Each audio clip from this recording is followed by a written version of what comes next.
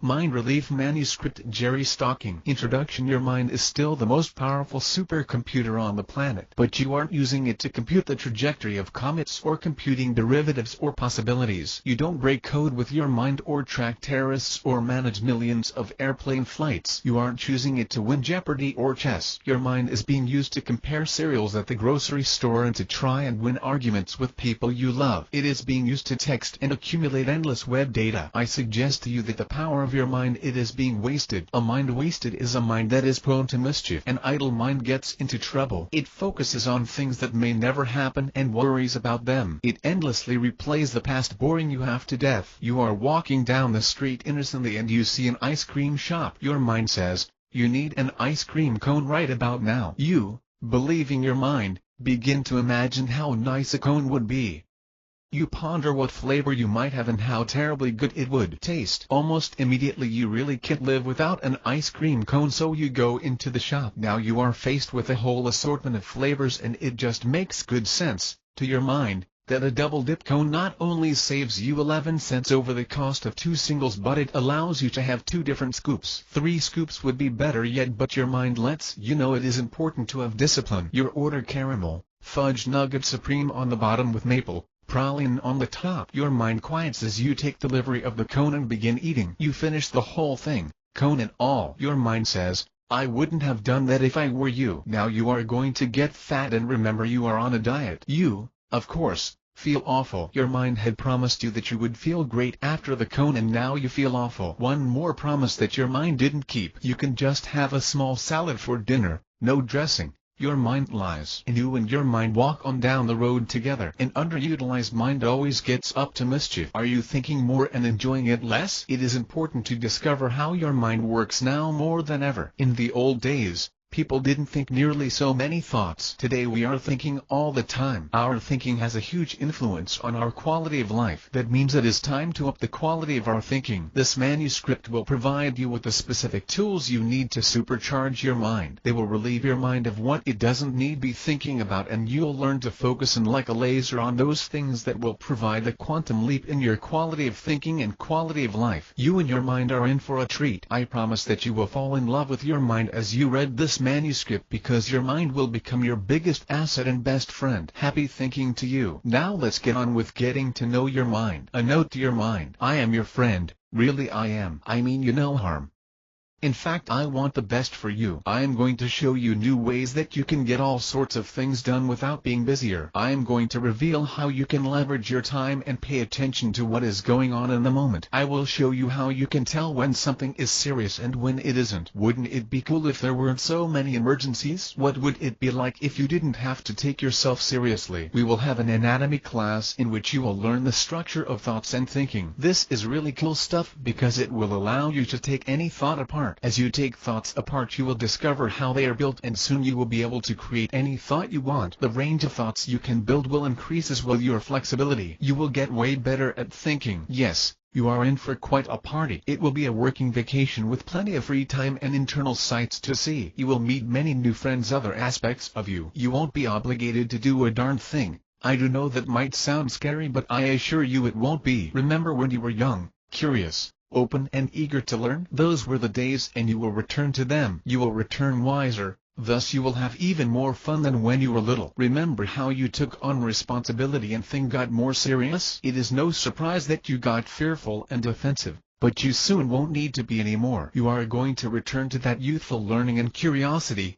You are going to be relieved rather than burdened by what you know, and you are going to lighten up. You won't lighten up because you have to. You will lighten up because that is simply the best way to get things done. Lightening up is, by far, the best way to be ready for the next challenge or the next moment. I promise that you are in for a treat here, a treat in which each moment is better than the last. You are in for a wonderful time in which you don't have to be scared, in which you can have fun thinking again. You, dear sweet mind, are going to love this journey. Trust me. I have worked with a lot of minds and they have all had a wonderful time. You will too. You deserve a bit of relief, and that is exactly what you are going to get. I love you, dear, hard-working mind. Now let's remind you that you are youthful, flexible, open, clairvoyant, and fun. Chapter 1. Is it really your mind? Imagine that you believed every advertisement that you took what Madison Avenue says for the gospel. Wouldn't that make for a crazy life? It sure would. You would believe that cigarettes make you cool and that bad breath is what is keeping the chicks away. You would believe that a new car can improve the quality of your life and that a happy day is just a pill away. You could be easily misled in so many ways. You don't believe all the ads or the promises of politicians. You continually try not to get conned. You don't notice that you are being conned because it is your mind that is conning you. You are falling for the wild claims of the least believable conning you. You are falling for the wild claims of the least believable, dishonest, loudmouth on the planet. Your mind is out of control, and you believe what your mind tells you. Unlike a supercomputer, your mind always has a bias. It lies to you almost all the time and doesn't even apologize. It pretends to know things that it doesn't and often ignores what it does know. Your mind bluffs.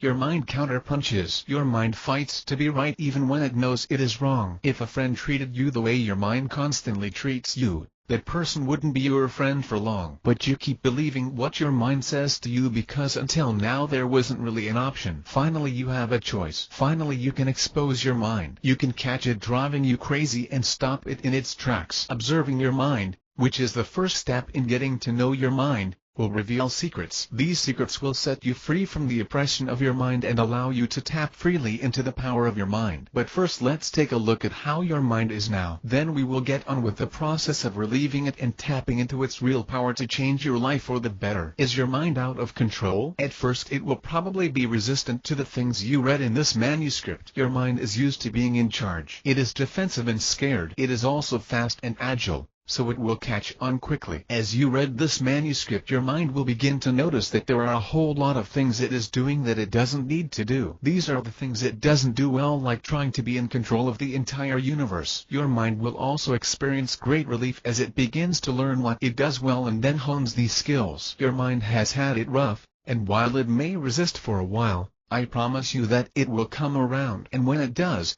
you will find that your stress just melts away, and so does residual tension, even extra weight. Your sleep will become deeper and your thinking will be much more acute. You will have fewer thoughts and higher quality thoughts. Your mind will quiet down and speak only when it needs to, ending the frenetic, internal conversation that drives you crazy. You will stop worrying and overthinking. Your mind doesn't care what happens. Your mind creates illusions. It cares about what it thinks, not about what really happened. If there are 5 eyewitnesses to an accident, there are 5 different reports about what happened. While there are similarities between the reports, different minds perceive things differently, always. Often, your mind is too deeply focused on what might happen, worrying to notice what is happening. Or, it is agonizing about what did happen, regretting, again, ignoring what is happening. Most of all, your mind is obsessed with what other minds are thinking. Mind reading. Your mind is horribly competitive and insecure, comparing you to the neighbors, co-workers, friends,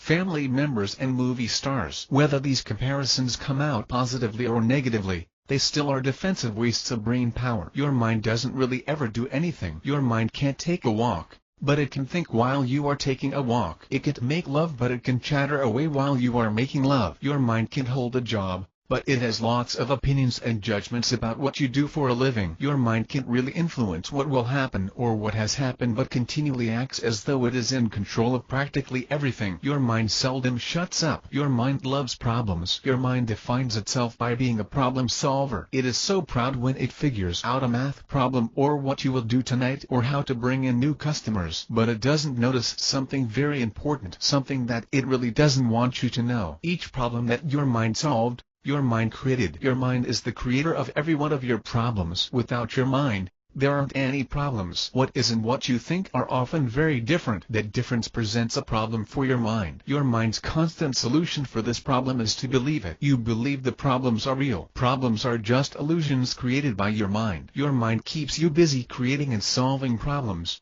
too busy to get to know yourself, too busy to catch it spinning out its fanta. Busy to get to know yourself, too busy to catch it spinning out its fantasies. Your mind keeps you company. It keeps you busy and it makes sure you are never alone. It is your constant companion but is not yet a very good friend. Can I call you in the middle of the night? Your mind can, and it does. It thinks from morning until night and even, often, In the middle of the night, your mind wakes you up at any hour with an important thought that wouldn't wait until morning. Your mind derives its value from the importance of each and every thought. Thoughts grab for your attention like a spoiled child, and often the worse the thought, the more attention you give it. When your thoughts grab for attention, you're left lonely, wanting attention and with thoughts that are negative and unproductive. One of the primary reasons that you don't get enough attention is that your mind and its thoughts get so much of your attention. Time to say enough to your mind. Time to get on with a new life with a more productive, respectful mind. Time to have the life you deserve, and all this and more will be yours as you harness the hidden powers of your mind. Chapter 2. You are a hostage.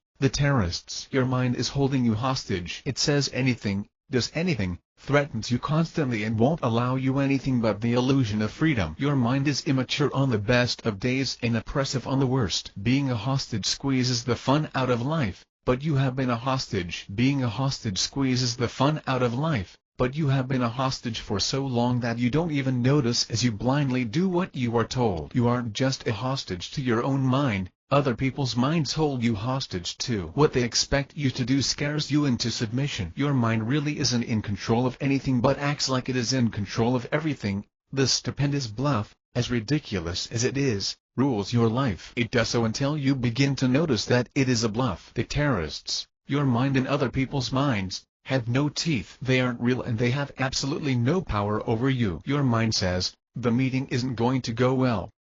You didn't do a good job on the project and they know it. Your mind is bluffing. It is threatening you with a bad meeting, and so you approach the meeting as a problem. You walk into the meeting with your head hung low, expecting the worst. If the meeting goes poorly, your mind says, see, I told you so. If it goes well, your mind says, you avoided another bullet. You were lucky. Being held hostage isn't any fun, and it isn't very productive. It certainly isn't rewarding. You are a hostage as long as you believe that your thoughts are true. You are a hostage as long as you believe that your thoughts are true. You are a hostage if you do what your mind tells you. You are a hostage if you are worried about what other people will think of you. You are a hostage if you are worried about what will happen or what did happen. You are being held hostage if you think there is something wrong with you. You are being held hostage if you are having a good time. You are being held hostage if you think that things don't go your way. You are being held hostage if you buy, even for a moment, the limitations that your mind throws in your way. You are being held hostage if you are afraid, worried, anxious or apprehensive. You are being held hostage if you continually ignore the moment by hiding in the past or the future. Are you being held hostage? Most of us are, and most of us don't know it yet. Discovering that you are a hostage is the first vital step to setting yourself free. Would you like to be free? Haven't you been held hostage for long enough? Haven't you followed the mind's orders for long enough? Being free is doing what you want when you want. It is having positive, supportive thoughts. It is continually noticing what is happening in the moment and feeling proud, strong and confident. Freedom is a kind of lightness and well-being that prevails no matter what happens. Being free is your birthright, and it is worth what it takes to get there. Freedom begins, as I said earlier, by noticing that you aren't free. For you to be free from the threats of your mind, there are a number of things you must do. I will tell you what they are, but you have to do them. The really good news is that your mind really doesn't want to hold you hostage. It just thinks it has to in order to get its job done. The other good news is that the job your mind thinks it has to do isn't the job that it ought to be doing at all. You don't hire a plumber to fix your roof. At least I hope you don't. You don't go to the doctor to get your car fixed. That would be ridiculous. But you do think that your mind can fix just about anything. You want to know your mind's opinion on how to fix your roof, how to fix your car, what is wrong with your health, or how you can lose weight. You are a hostage to your mind. You think that you shouldn't do anything that isn't endorsed by your mind. Meanwhile, your mind is reactive, unresourceful, and making all sorts of decisions that it isn't qualified to make and being listened to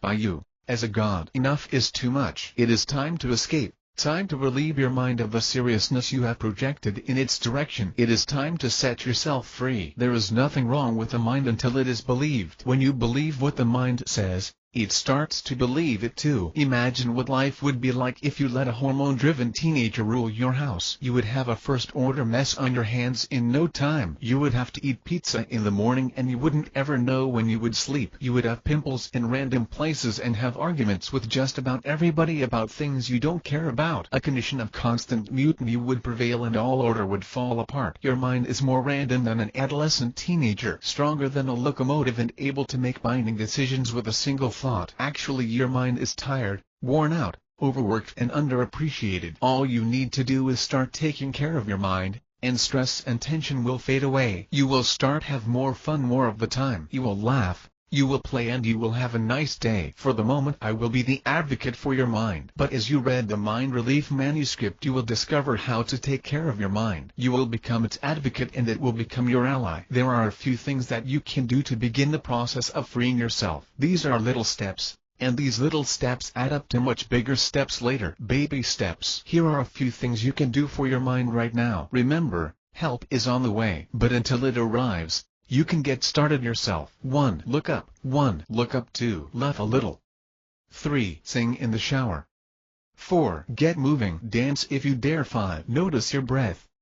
6. Notice Mother Nature. That is it. A short list of things you can do right now, right this moment, and wherever you are. Doing these things will provide immediate relief until the much deeper relief of the easy exercises and revelations presented later in this manuscript. I will explain to you what I mean by each of these little things and why they work. Look up. By look up I mean notice the sky or the ceiling. Move your eyes in an upward direction. When you look up, things get lighter and less serious. Myra called me a few years ago. I had never met her, but she was at wit's end. Her husband was not well. Her kids were halfway around the world and she was in a very dark place. She felt alone and lonely. I would go on to do more work with Myra, but she needed something right away.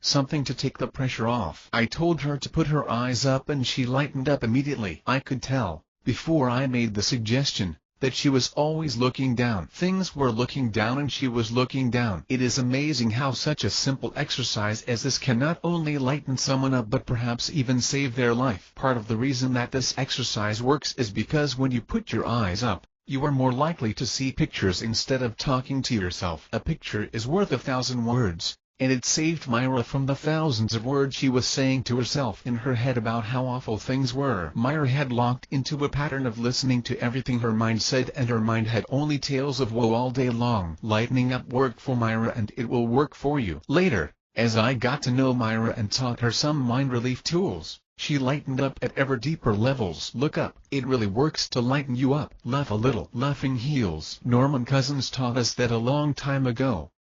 The Marx Brothers probably knew it long before Norman did. You don't have to laugh for real. Even pretending to laugh lightens you up. Laughing has you breathe more fully and it reminds you that you have a body. Even if your laugh is a little dry and totally fake at first, persist and, with practice, you will find a real laugh. Most people need an outside stimulus, something that inspires them to laugh. They need to find something funny outside of themselves, like a comedian or a slapstick moment in a movie. A small but important part becoming a mind advocate is to laugh for no reason at all. Just laugh. Finding the mirth within means that it is yours.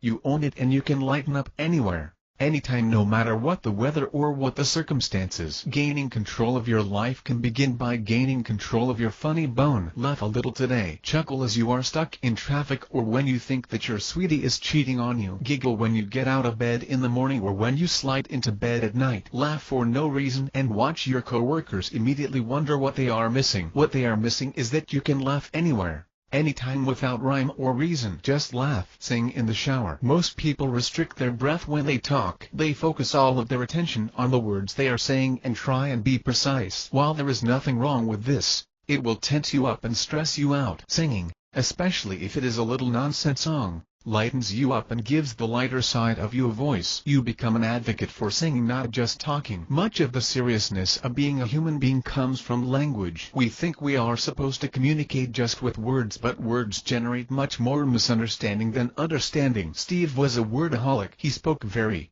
carefully and succinctly. He had quite a vocabulary and was terrified not to use it. He hid behind his words, never cutting loose and never having a good time. Steve began to ask a very serious question in a course. He wanted to know the repercussions of quantum physics on his relationship with time or some such heady drivel. While I love questions in courses, I always feel free to answer the questioner rather than the question, which is exactly what I did here. I interrupted Steve and suggested that he sing his question. In fact, I suggested that each time he speaks for the rest of the day that he sing instead of speaking. The shift in Steve happened immediately as he started to sing. His question melted away. His fancy words held no power, and his connection both to me and the other people in the workshop and especially to himself tickled him. He became a new man immediately. You can begin by singing in the shower, but soon you might be singing other places too. You don't have to sing out loud, if the context doesn't allow it, but you can sing in your own head anytime. Do you have something terribly serious to say? If so, let me hear you sing it. Get moving, dance if you dare. When you get serious, or when you believe your thoughts, or when you think you are right or someone else is wrong, you tend to ignore your body. Focusing your attention on your body reminds you that you have a body and may also reveal that your mind is up to mischief. Your body has a different sort of reality to it than your mind has. Your body has a physical presence that your mind doesn't. If you dance, even just a little bit, your attention will move to your body and you will be reminded that your mind is only a little part of you. While your mind seeks to take what it considers to be the direct route, your body doesn't have to. Dancing from here to there reminds you that it is the journey, not the here or there that is important. Is the journey, not the here or there that is important. Mike was a headhunter and a more driven man I have never met. He was a no-nonsense guy who needed a bit of nonsense badly. I couldn't suggest that he dance. He was too stiff for such an assignment. Instead, I asked him about his work, his favorite subject. But I didn't ask him the sorts of thing he expected. I asked what it was like when he arrived at work. He drove to work and parked each day in the same parking space, of course. He then walked into the building, took the elevator to the 5th floor, got off and walked to his office. I suggested that he back into his parking space, instead of pulling forward into it. He looked at me oddly. He was smart enough to know that he was in trouble. I then suggested that he not walk directly to the building door but that he meander a little on the way there, that he weave in and out of cars, noticing the cars as he went and dancing his way to the front door. By dancing I meant anything but a direct route. A couple of days after Mike returned home, I received a call from his wife. "What did you do to him?" she asked with genuine curiosity. Mike, being the diligent, driven guy he was, applied the exercise all over the place and was a lighter, more fun and even jubilant person. His wife was blown away by her new man. After 33 years of marriage, she got a new, light and lively relationship. They both of course lived happily ever after. Yes, Mike is a real person. Yes, he really did this, and yes, it changed his. Yes, Mike is a real person. Yes, he really did this, and yes, it changed his life. I have been leading courses for almost 30 years and have more stories about what works and what doesn't work than could fit in a dozen books. Notice your breath. Eastern spiritual pursuits have known for a long time that focusing attention on your breath tends to make you more present. That is exactly what it does. When you are talking to yourself in your own head, or out loud, you hold your breath. You don't get enough air and you slowly suffocate. If you are unhappy, you are probably holding your breath. Focus your attention on the inhale, then on the exhale. Learn to love both the in and the out of your breath and you will learn to love both the in and the outs of life. Focus on your breath anytime. Notice Mother Nature. Tell your concerns to a tree, whine to a rock, look at a mountain stream or at the surface of a small lake. Notice the natural things around you and you will naturally resonate with them. Mother Nature takes her time, and you, though you probably work in a building and live in a building and don't spend much time in the woods, building and live in a building and don't spend much time in the woods, are still one of Mom's creatures. Notice the grass, notice the trees or the clouds. Remind yourself that there is much more going on in this world than human concerns, and you are likely to put whatever is bothering you or what you are thinking about in perspective. I went through a very difficult time in my life a few years ago. People who know about such things called my crisis the dark night of the soul. I promise you it was dark. At the time,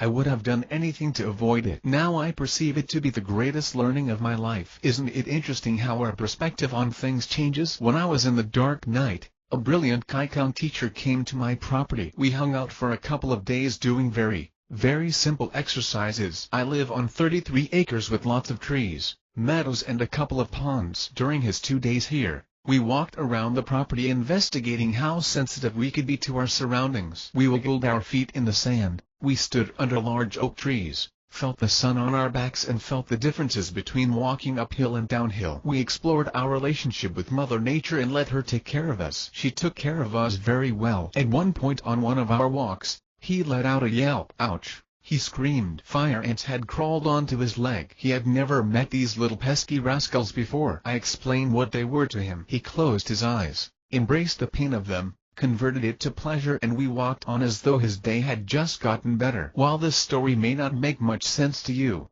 I, with my powers of observation, watched him move from pain and fear into pleasure and peace just by allowing the pain to move freely through every part of him. Watching him do this was magical to me. Much of what you will learn in the Mind Relief Manuscript is likely to be magical for you. You are about to learn about deep resources that you haven't tapped into before. You are going to learn easy ways to lighten up and become best friends with your mind. Play a bit with the simple things I have suggested in this chapter, then move on to the next chapter where we will begin the exploration of your mind. We will begin with observation, a particularly powerful tool for disarming your mind and getting on with the fun. If you would like daily tips on living with deeper relief and peace than you ever thought possible, visit my blog, http://www.jerrystocking.com/blog. There you will find articles on how to drop your negative thoughts and live with more freedom and fun. Chapter 3: Welcome to Earth. Being a hostage to your mind turns Earth from a pleasure planet to one in which you are constantly threatened, cajoled, misled and abused. Your mind doesn't think it is safe here. It worries about both the future and the past and is afraid of the present as well. It doesn't think it has enough money, enough time, enough love, or enough attention. It thinks it has too much pressure, too much weight, too much seriousness, too much to do, and too many emotions. While this is a pleasure planet, there isn't a whole lot of pleasure around. Surveys indicate that most people say that they are happy, but if you watch them closely or listen to them, they don't look or sound very happy. Your mind doesn't like it here. I know it doesn't like it here because most of the time, it is imagining how things could be or should have been instead of how things actually could be or should have been instead of how things actually are. Most of the time your mind is resisting what is here. Your mind constantly fights the way that things are. It complains almost incessantly. What has your mind complained about today? Has it mentioned the weather, politics, the economy, personal relationship problems, money, the cost of gas? Your mind doesn't like it here because of a very simple misunderstanding. While the misunderstanding is simple, clearing it up isn't quite so easy. Your mind is in trouble, which means you are in trouble. Your mind thinks that it is supposed to be in control of things here. That is where it went wrong and things started to get ugly. It tries, unsuccessfully, to control practically everything. The burden of trying to control everything has painted your mind into a horrible corner. Rather than perceiving what is here, your mind creates illusions. Rather than noticing what time the mailman arrived, your mind says, he should have been here earlier. If your foot hurts, your mind says, my foot shouldn't hurt. If the doctor keeps you waiting or if there is a big traffic jam, your mind says, I shouldn't have to wait or there shouldn't be this kind of traffic. If your kid is sleeping in, your mind says, she should be up by now. Your mind doesn't care how things are. It just thinks that things should be different. Your mind resists being on Earth by spinning out illusions of what Earth should be like. Your mind is busy trying to change Earth, trying to buffer you and protect you from the way things are. I am not sure how complaining about things makes anything better, but your mind seems to think that it does. Who's your mind working for? You waited an inch-long line to get here. You were a spirit and you waited patiently to incarnate on Earth. You were infinitely excited. When you got to Earth, things weren't quite as you imagined. You didn't like being slapped on the butt. Air felt harsh as it rushed into your lungs and you discovered, too quickly, that you were completely and utterly dependent on a mom and a dad who had no idea what they were doing.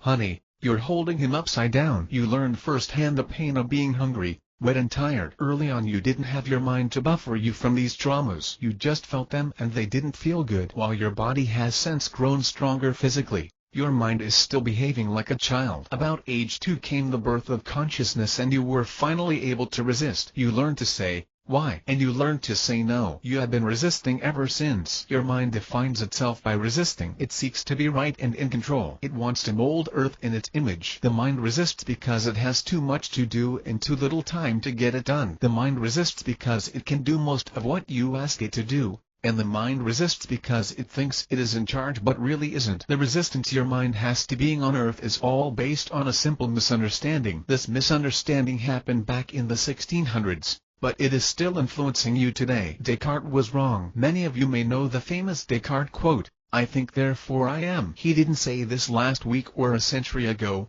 He said this in the early 1600s. That is a long time ago, and it is when the seeds for the weeds that your mind is currently tending showed up. Descartes, of course, didn't create the problems you have with your mind. He just burdened your mind greatly. Descartes was wrong. In his simple phrase, he put the mind first, and centuries of serious thinking followed, in which people considered rationality and logic to be important. People neglected the wisdom of their bodies, their intuition, and even common sense because they thought thinking was more important. Years ago, people thought the world was flat. For a long time, that fact stopped them from discovering the new world. It used to be common knowledge that nobody could run a sub-4-minute mile. Now people do it regularly. Thinking considered to be truth or in control begins to define what is possible for you. Limitations become facts and influence what we dare try. If you don't think you can do it, you probably can't. If you don't think you can do it, you probably won't even try. Do you exist because you think? Does that sound crazy to you? I hope so. And just in case it doesn't, please let me explain. You do a lot of things in a day. You get out of bed,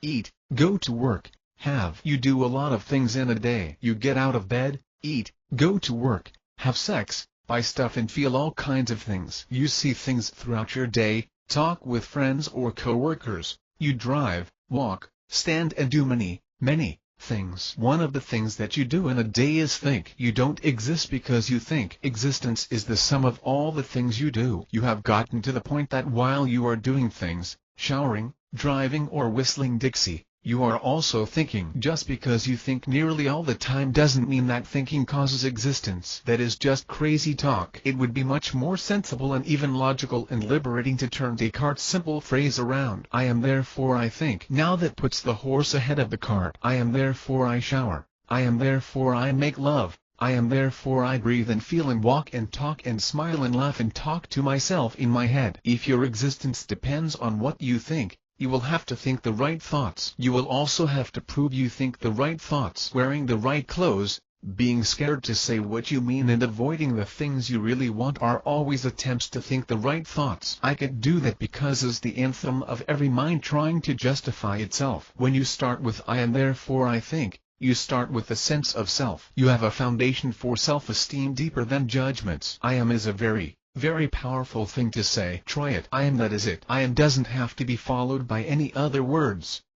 It is a perfect sentence with a subject and a verb. When you have said, I am, you have said it all. Exercise number 1. Practice I am. Practice throughout your day saying, I am. When Randy came to his first workshop, he hardly spoke. He sat attentive but tense. He was uncomfortably thin and actually just plain uncomfortable. He began playing the I am game and a shift came over him. I watched as he began opening up to several people in the workshop. He was painfully shy but began to make friends with people on the breaks. After more practice with the I am exercise, it became obvious what his problem was. He had a self-image problem. He had virtually no self-image at all. When I say that he had no self-image, what I really mean is that he didn't have any images, pictures, of himself. He couldn't see himself in his own pictures. He couldn't make a visual representation of himself. When we began to explore the anatomy of the mind, he perked up. He began making pictures of himself in his head and a whole new world opened for him. I wish we had a before and after photo of Randy. The before photo wouldn't even grab your attention.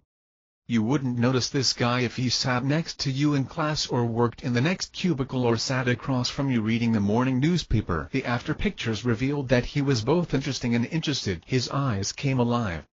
His face wasn't pale anymore. He freely interacted with everyone in the workshop and even spoke in front of the group, revealing to us that he was both smart and interesting. To this day he remembers the I am exercise as the beginning of the new Randy. He likes the new Randy and so do his many new friends. Even his girlfriend, who didn't know the old Randy, reaps the benefits that began with the initial play with the I am exercise. Practice it several times a day. You will be very surprised at what happens. Do it please before you read on. A word about exercises. From time to time I will suggest exercises like the I am exercise above. Simply do them. I don't care what you think of the exercise or what you think will happen when you do it. Do the exercise and find out what happens. As you do the simple I am exercise, you will likely discover that you become more important throughout your busy day.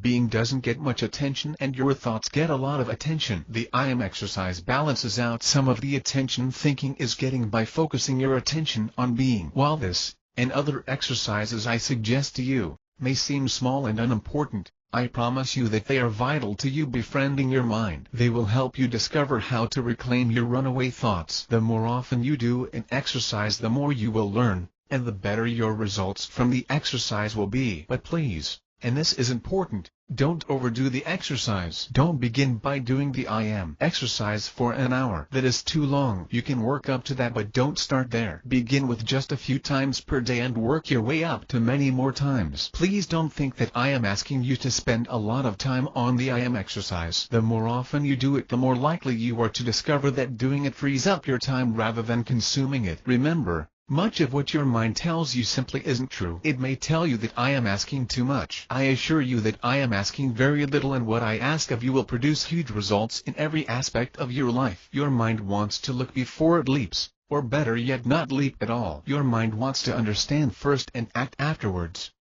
The difficulty is that life doesn't work that way. Thinking about something can provide some useful data, but it doesn't replace experience. Minds are interested in understanding first, and experiencing afterward. The deeper parts of yourself want experience and don't care about understanding. It is your mind's commitment to understanding which continually limits the samples it can take. We will get to samples later. Your mind wants life to be consistent, predictable and controllable. Boring. It likes science, which is all about consistency, predictability and control. Your mind tends to adopt a point of view and hold on to that point of. Your mind tends to adopt a point of view and hold on to that point of view come hell or high water. Exercises are incredibly useful because they provide gobs of useful data, and every bit of this data reminds your mind to lighten up, let go and trust. Coming to Earth. Earth is not an unfriendly planet, unless you resist the way that it is. All your mind needs to do to make peace with Earth is tip the scales a little bit from imagining how Earth may be, which your mind does constantly, to noticing how things actually are. Your mind has resisted the way things are on Earth, and this resistance has become a way of life for you. You can't stop resisting by stopping resisting, any more than you can lose weight just by wanting to, or stop drugs by just saying no. I have a trick for you which will begin allow your mind to return to Earth. Like all of my exercises, this one is simple.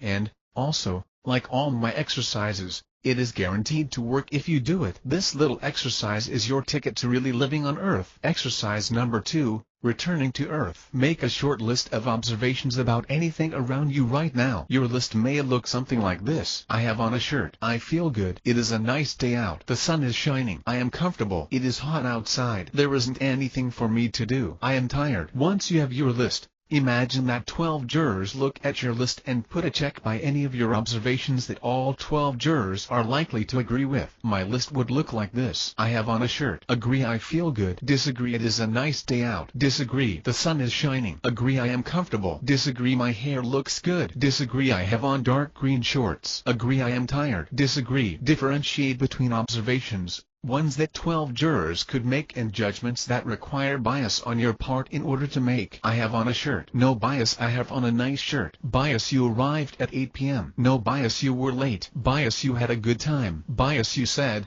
I had a good time. No bias, I am happy. Bias, I am 5'9" tall. No bias. Begin to distinguish between observations and judgments. Observations have a tiny bit less mind involved. They are based more in your senses, while judgments are a bit for your mind. Observations are statements about what is. Judgments are statements about what should be or what, in the mind's opinion, is the case. This is a revolution. Imagine what it would be like if we never rebelled against British rule. We would all be eating fish and chips and trying to get a peek at our queen. We would be saying cheerio and pip pip. I am advocating another revolution here. You have been dominated by the provincial rule of your mind for way too long. Your mind taxes you and offers no representation. You don't need to change your thinking. You need to overthrow your mind. You have already tried to change your thinking and that didn't work. It is time to throw off the tyrannical rule of your mind. In this particular revolution, not a single drop of blood will be spilled. Nobody will be hurt, and your mind will finally get the relief that it has always needed. Your mind isn't having much fun. It doesn't really want to be in control. It just doesn't have an alternative. Learning and practicing the difference between observation and judgment provides a whole new way of thinking, and is the first step toward this necessary revolution. Enough fish and chips. I say, enough defensive judgments and way too much thinking taken seriously. This is a revolution. Nothing less will do. Earth is a nice place. Earth is a nice place is a judgment. Earth is a planet is an observation. Observations bring you to this world. Judgments bring you into a world created by your mind. Your mind passes off judgments as observations. It does this with you and with other people. You probably wouldn't print your own $100 bills and go out and buy stuff with them. If you did, you would try and have the bills you printed look as much like a real $100 bill as possible. Your mind is constantly trying to pass off counterfeit observations, ones that are really judgments. Your mind creates things and passes them off as real. When it does this, you suffer. You suffer in that you lose your grip on what is. You suffer in that you lose your connection with other people. And you suffer because you lose your connection with reality. Fighting. Your mind has declared war on what is. It will never win this war, but as long as it continues to wage this war, you will struggle and fight. You will suffer and lose. You will be alienated because you will be in a world of your own. You will greatly limit the people that you can interact with because they will need to have the same judgments you do, or you will have to fight with them. Practicing returning to Earth. Exercise number 2 will have you fight less and enjoy Earth more. Discovering the difference between observations and judgments has Earth be a nicer, more friendly place. Chapter 4: The Hidden Powers of Your Mind. What is your mind up to anyway? One moment it plays nice and the next it is chattering away about how worthless you are or how the world really should be. Do you dare believe your thoughts? Is your mind on your side or not? The answer, my friend, is anybody's guess. The mind certainly can seem fickle at times and at other times downright nasty. Yet, at other times it seems loving and caring. What is the nature of this love-don't-love relationship you have with your mind? Relating to your mind is tough. Your mind is so quick, not only quick to throw a thought at you but also, if you don't react to that thought, it is quick to throw another thought your way, a different thought, sometimes even a thought that seems a bit like the opposite of the original thought. It is tough, sometimes, to believe your mind, and things tend to get tough rather quickly when you do. But if you don't believe your mind, then your mind gets all shades of serious, threatening and really reactionary tones. Believing your thoughts is dangerous because your mind can say anything. Not believing your thoughts is dangerous because your mind wants so badly to be believed and will escalate its threats if it doesn't get attention. What is a human to do? The answer may not be obvious, but it is always the same. The answer is that you get to know your mind. You give it the attention it wants and needs, and you embrace each thought as if it is your own. It is, of course. Each thought is your mind's best possible thought each moment. Embrace each thought, love each thought, but know, too, that a thought is just a thought, nothing more and nothing less. There will be another thought and another and another. I will show you how to get to know your mind. I will show you how to get to know your mind. Your mind is amazing. Your mind is flexible. Your mind is quick and smart and wise too. When it is open,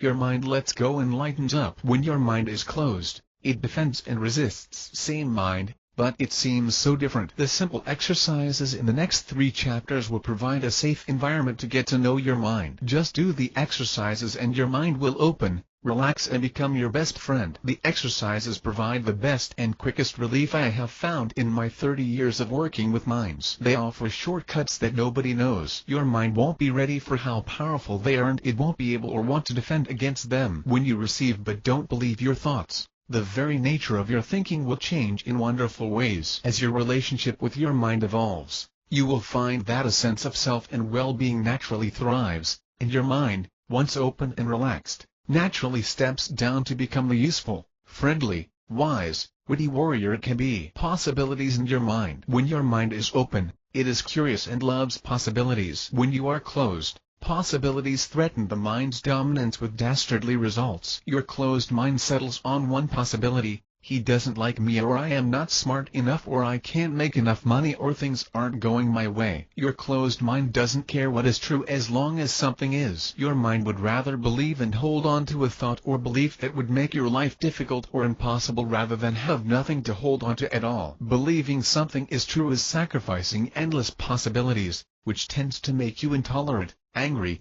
defensive, resistant, and a little less light and happy. When you do this over and over, it makes for a bad day, exasperated friends, and a less than positive outlook on life. There is a way out of this crazy, vicious cycle of believing your thoughts. The solution isn't obvious, but it works every time.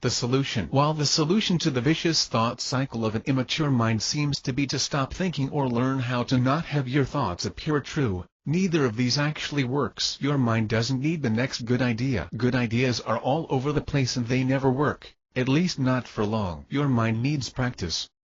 It needs to do what an open mind does best: get curious, lighten up and let go. That is the shortest and perhaps the only road to having fun with your mind. You can't stop thinking just because you want to stop thinking. You can't stop thinking he doesn't like me or she does like me or that meeting went poorly or my life sucks or, when I get my ducks in a row, I will finally be able to make a whole lot more money, and when I make more money, I will be able to buy a Lamborghini, and when I have that little orange race car, I will finally find someone who loves me, and once I am loved, I will finally be able to stop being insecure and my life will be complete. And remember that all of this has to do with getting my ducks in a row. Quack, quack. Somewhere in your mind's crazy scenarios, your thought process needs to be interrupted. You need to pause. A pause in your thoughts refreshes you. I will teach you how to disappear thoughts, which will result in little pauses between your thoughts. Each pause will be a tiny step on the road to reinventing your mind as less of an ass and more of an asset. While some thoughts make good company and a few of them don't,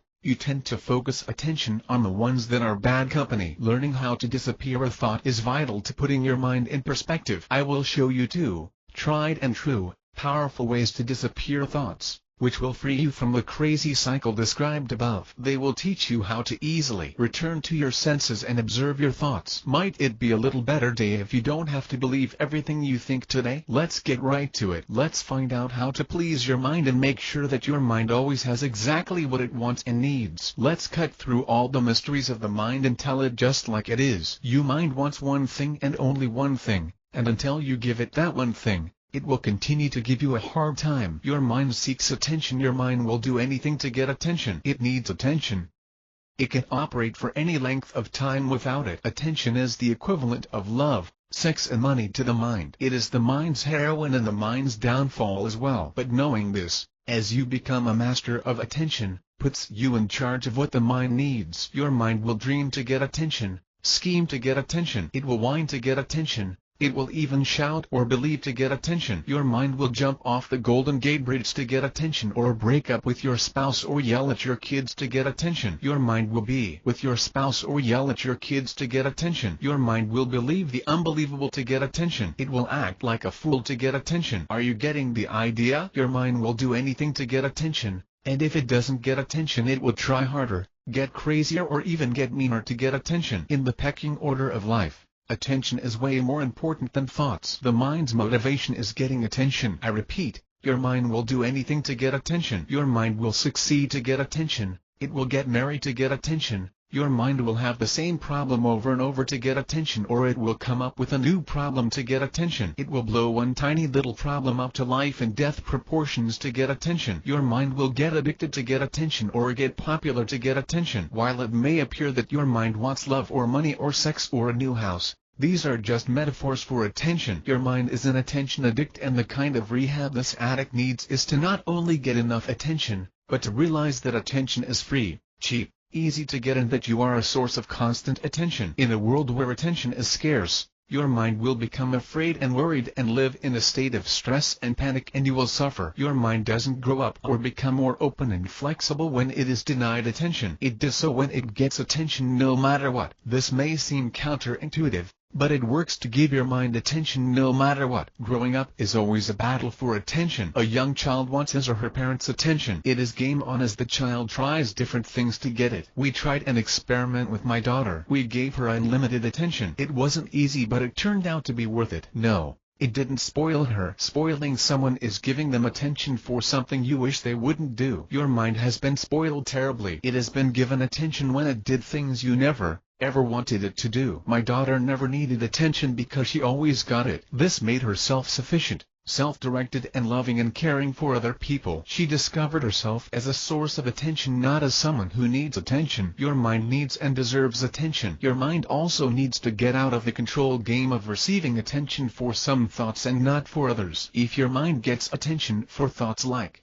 he doesn't like me, or I am in trouble now, or I screwed up, or the other foot is about to fall, it will think more of those thoughts. Whatever your mind receives attention for, it will do again, and again and again. The thoughts you are thinking now are there because when you thought these thoughts before, They received attention. Attention, given to a thought, simply orders your mind to think that thought again. You have driven your mind crazy by the way you dole out attention. Your mind does anything that results in attention. My daughter just graduated summa cum laude from college. Unlike her peers, she got A's because she could and for the fun of it. She didn't do it to prove herself. She did it for the sheer, unadulterated fun of it. Indian gurus have told us for a long time that we already have what we seek, but we haven't listened because our immature minds are bent on seeking. Your mind seeks in the morning, in the afternoon and in the evening. Your mind will even seek late at night or on holidays. Your mind is seeking more attention, better attention and different attention. A seeking mind is a crazy mind, a frantic mind, a mind out of control. Your mind needs and deserves attention,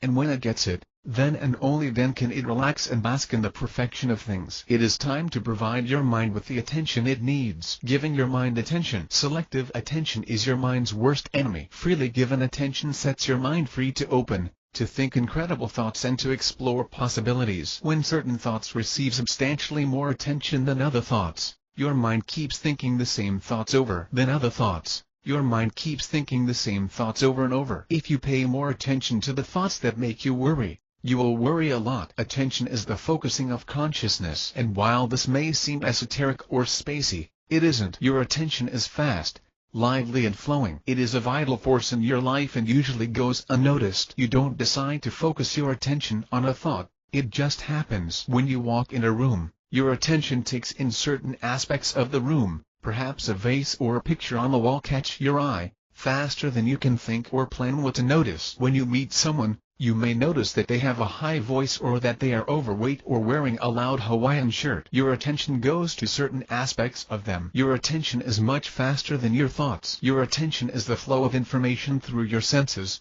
what you see, what you hear and what you feel, pictures, sounds and feelings. At the same time, your thoughts are the blocking of pictures, sounds and feelings. The flow of pictures, sounds and feelings is vibrant and alive. Once these sensory experiences are blocked, held constant in a thought, they consume rather than deliver attention and energy. To understand what I am saying here, simply think. Thoughts equal stopped, attention equal moving. Thoughts block energy.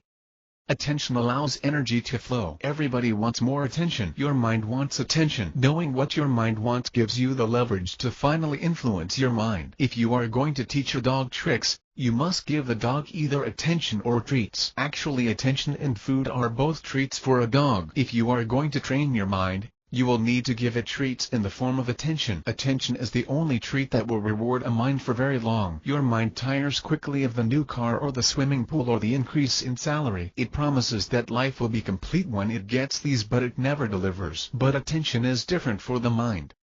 Your mind has an insatiable appetite for attention. So, if you are going to master your mind, you will need to master attention. Now let's get on with mastering attention, and then, in the next chapter, we will discover two simple tried and true ways of influencing your mind, and they both have to do with mastering attention. Master attention or perish. You have clamored after attention your whole life. You wanted it from mom or dad.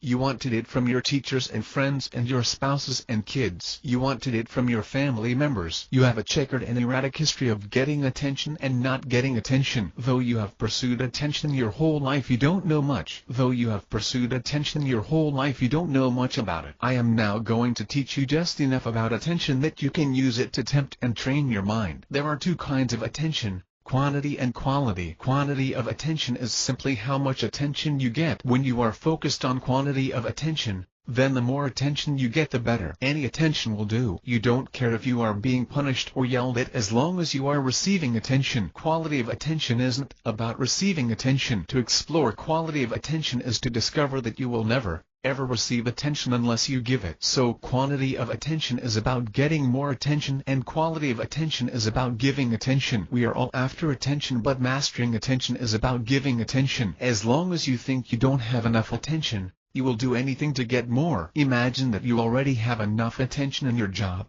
Like the executor of a will, is about doling out attention. Who will get your attention? What thoughts will you give attention to and which ones won't receive attention? The first secret about attention that nobody knows is that you are a source of attention. In fact, you are the only source of attention there is. Attention is a purely human gift that you get to give, and give and give. While it has always appeared that attention is something that you needed to get, The only way to get it is to give it. You are stingy with attention because you didn't know that you were the source of it. Exercise number 3, attention. Touch your little fingers together and notice what you feel. Then touch your little finger to your tongue and notice what you feel. Do this simple exercise a couple of times. When you touch your fingers, you feel both fingers, but when you touch your little finger to your tongue, you just feel your tongue. That is because your tongue is closer to your brain than your finger is. The difference is about 1/1000th of a second. That isn't very long, but it makes a difference to what you feel. Attention myth number 2. The second myth about attention is that there isn't enough attention to go around. This is a lie that almost everyone believes. The truth is that there is plenty of attention and you can have all of it that you want. You create attention all the time. You are the source of attention. Because you have been busy trying to get attention, you probably haven't noticed what you can do with attention. Attention can be focused on what you know, which makes you certain and sure of what you know. Attention can also be focused on what you don't know,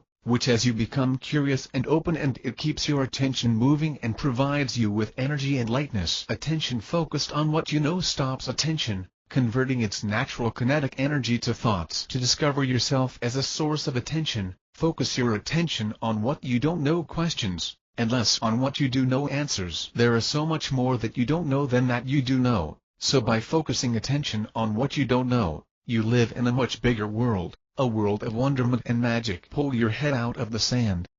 You aren't an ostrich. Start to notice and fall in love with all that you don't know. I remember playing with clay as a kid. The clay came in 5 different, bright colors. But at first the clay was stiff. It needed to be worked. It needed to be kneaded, and it needed the warmth of your little hands. It also needed the constant awe and curiosity of a young artist. Your mind needs a bit of kneading, and it needs awe and curiosity. It needs warmth and attention from you. When it gets it, there will be a hot time in the old town tonight. You wouldn't buy a 3-story house and never even enter the top 2 stories, would you? Of course not. But there is so little you have explored on Earth because you were just too darn busy trying to get attention. On Earth because you were just too darn busy trying to get attention. When you get that you are the source of attention, Earth becomes your playground and your mind becomes a kid in a candy shop. You may not know what you know. Have you heard of neuroeconomics? Scientists asked people to listen to music and determine which songs would become hits. They did this with loads of people, as scientists are tempted to do. The songs picked didn't become more popular than the songs not picked. Thus it was concluded that the subjects were not able to discern a hit from a non-hit. But the scientists didn't stop there. At the time that they played the music for the people, they also had them hooked up to a brain scan machine, which measured the activation of the subjects' brains. Now this is where things get exciting. Excitation of certain reward centers of the brain fired off much more often during the songs that became hits, statistically significantly more often. The obvious conclusion that the scientists reached is one that has been obvious to me and my friends for a long time. The subjects didn't know what songs would be hits, but at a much deeper level they did know. This was indicated by brain activation as to what songs would be hits. They knew, but they didn't know that they knew. This simple study tapped into the depths of knowing that are possible, and provided proof that there are parts of us we don't know yet. What I am saying is that this is a huge world,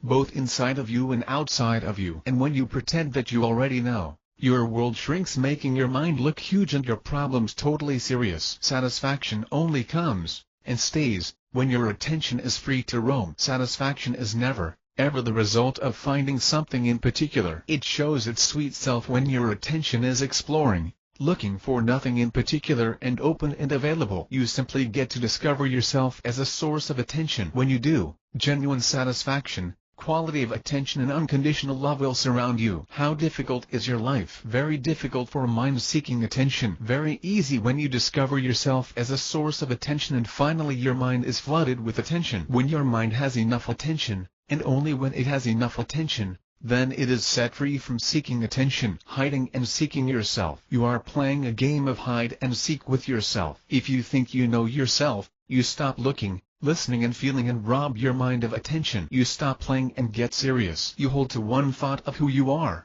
while your mind, in an effort to regain your attention, offers up countless other thoughts. As you ignore these thoughts, your mind gets a little upset, then more upset. When you stop, your mind becomes instantly claustrophobic. It needs attention and tries to get it. A shark needs to keep moving or it can breathe. Your mind needs to keep moving, always moving and never settling down. Constant movement causes your mind to be distracted, pausing as your mind catch up with itself. Each moment can be a creative, inspiring one when you give attention. Learning to love everything you do and finding possibilities where others don't will inspire you and everyone around you. Even the simplest thing you do in a day, when done in the presence of attention, becomes fun and interesting. There are so many aspects of you hiding from you that the game of hide and seek is particularly apropos. Becoming a master of attention is a game of hide and seek, and you are both the hider and the seeker. Imagine that you are playing tic-tac-toe, but there is something you don't know about the game. Your opponent is aware that you are playing three-dimensional tic-tac-toe, but you aren't. Not only will you never understand the game, no matter how hard you try,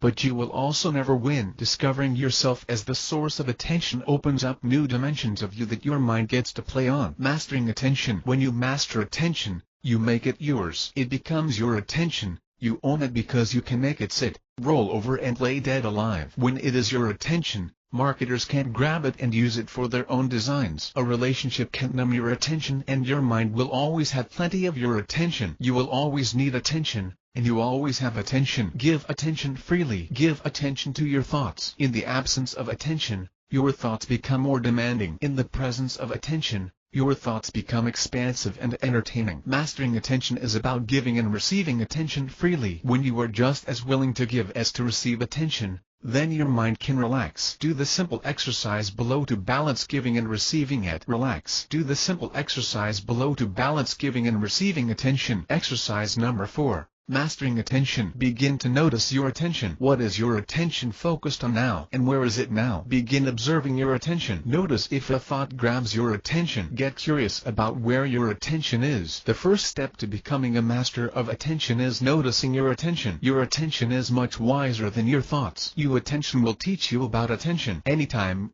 anywhere. Notice your attention. As you notice attention, begin to feel it as a flow, as though attention is like water flowing toward you and away from you at the same time. Always flowing. Feel the flow of attention. Bonus story: confidence and competence. The twins. I used to sell real estate limited partnerships. I had no idea what I was doing. The first thing I did when I got the job was walked up to the #1 sales guy in the office and said, "Watch my tracks." Then I went home figuring I had set up the game. The next day I discovered that he, being there for 2 years, had all the good leads, and leads were seldom coming in anymore. I needed to create a game, and I was a greenhorn. Not wanting to get hurt too badly, I began calling therapists. I figured they couldn't be too nasty to me, and they weren't. I didn't sell to any of them either. Time was wasting, so I created a new game. My girlfriend at the time, Jackie, was very outgoing. She lit up a room just by walking into it. I printed out a bunch of cards that read, "Who says there is no such thing as a free lunch?" I wedged that card in the property brochures, and Jackie started inviting business owners to lunch. She would walk in an office and invite people to a free lunch. It wasn't long until I had a weekly luncheon with 40 or 50 people present. I had all the leads I needed, and within a month or two and I was the #1 salesperson in the office. I began with confidence, challenging the #1 salesperson, and then followed up with competence,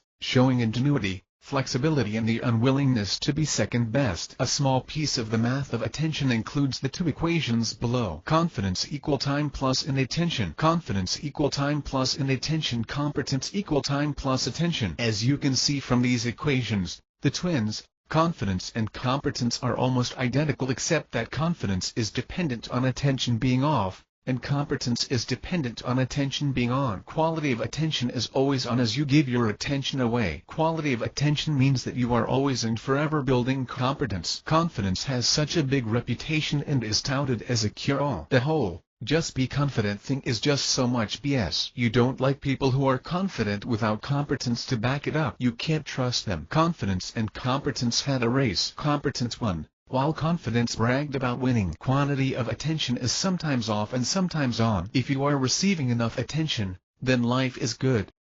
If you are receiving too little, then life is bad. Good is on and bad is off. When you try and get attention, you are hunting for confidence.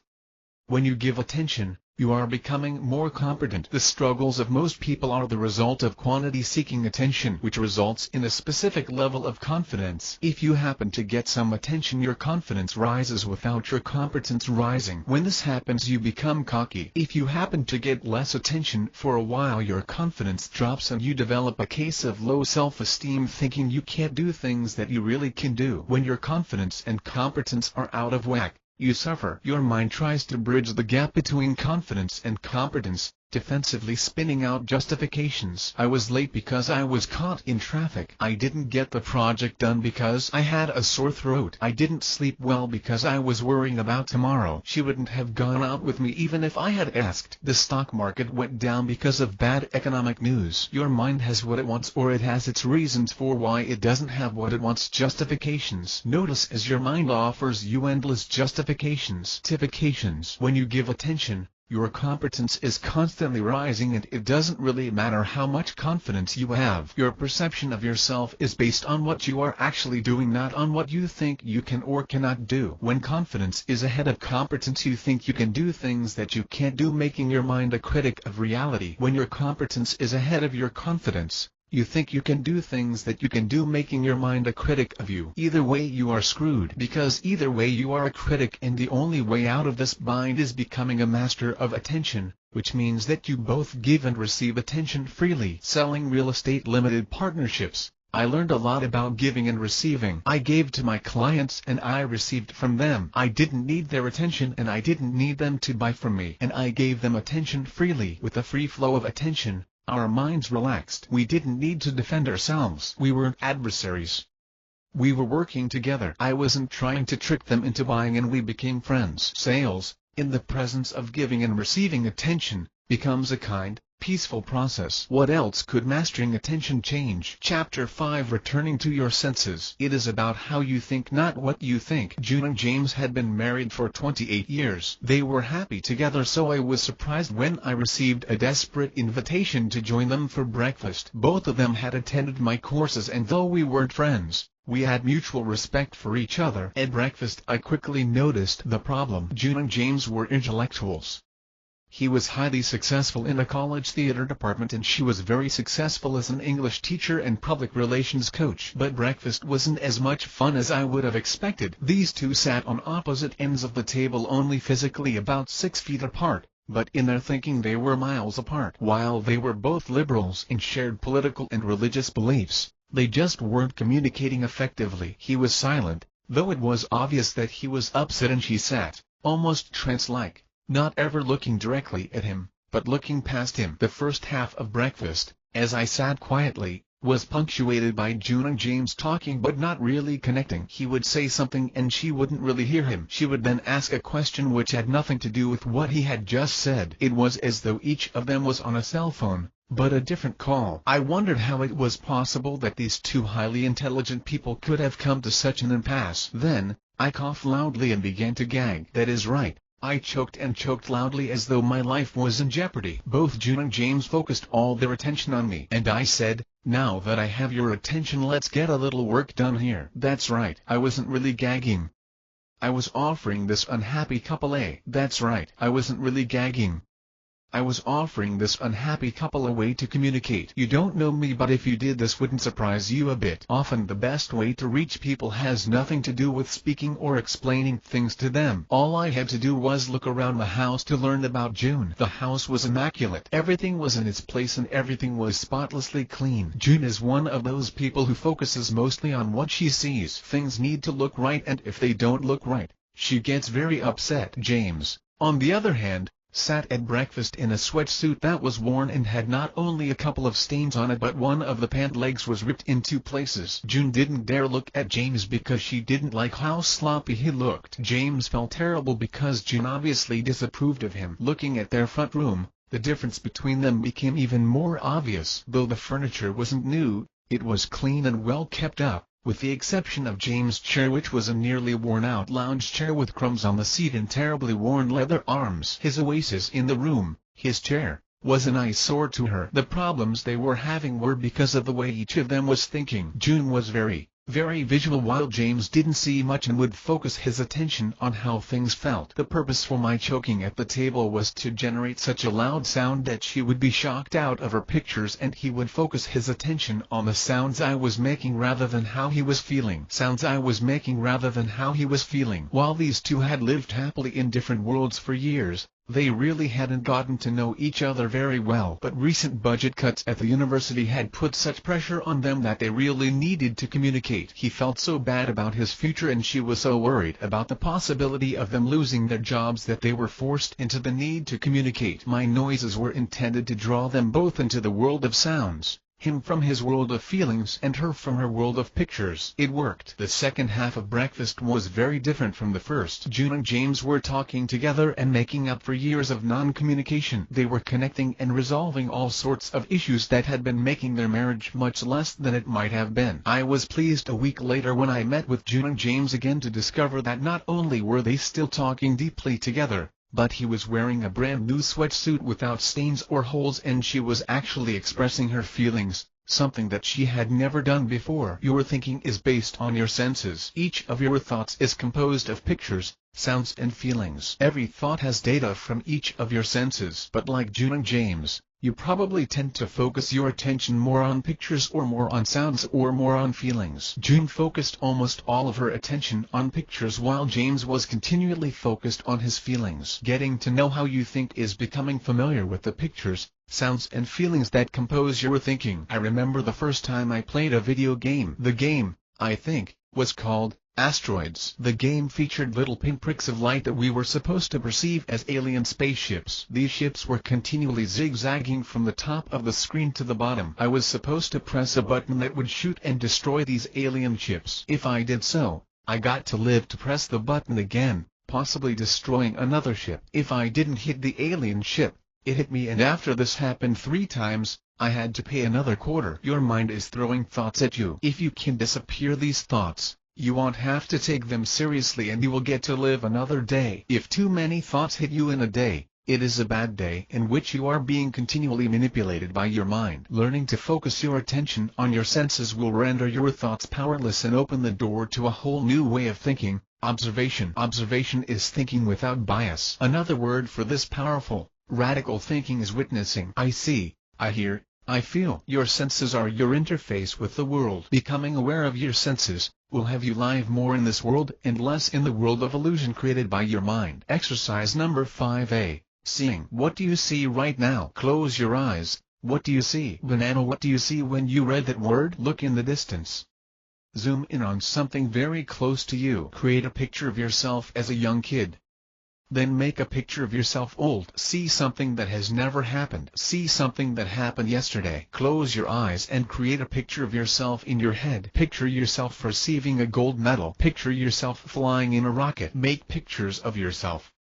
Make pictures of other people. Notice the things around you. Watch the people in your life. Look closely. Exercise number 5B. Hearing. What do you hear right now? Hear your mother's voice. Talk to yourself in your own head and listen carefully. Listen to music and pick out the sound of each instrument. Sing and listen to the tone of your voice. Sing high, sing low, sing loudly and sing quietly. Listen to others carefully when they speak, not just to the words but to the tone of voice. Listen to the wind. Listen to a river or the water running from a faucet. Listen inside yourself. Are there any sounds inside? Listen when you speak. Hear your own voice and then vary your voice, vary pitch and volume, vary timbre and tempo. Create a little tune and hum it whenever you want. Exercise number 5C. Feeling. What do you feel right now? Is there anywhere in your body that hurts? Anywhere that is tight? Rub your arm very softly and then slightly harder. Can you smell anything? If so, what? Shrug your shoulders. Bring them up and then drop them. Shake your body around and notice all the sensations. Put a little piece of fruit in your mouth and taste it. Anytime,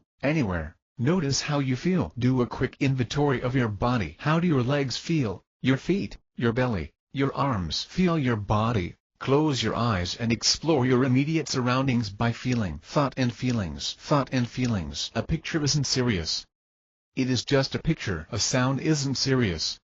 It is just a sound. A feeling isn't serious.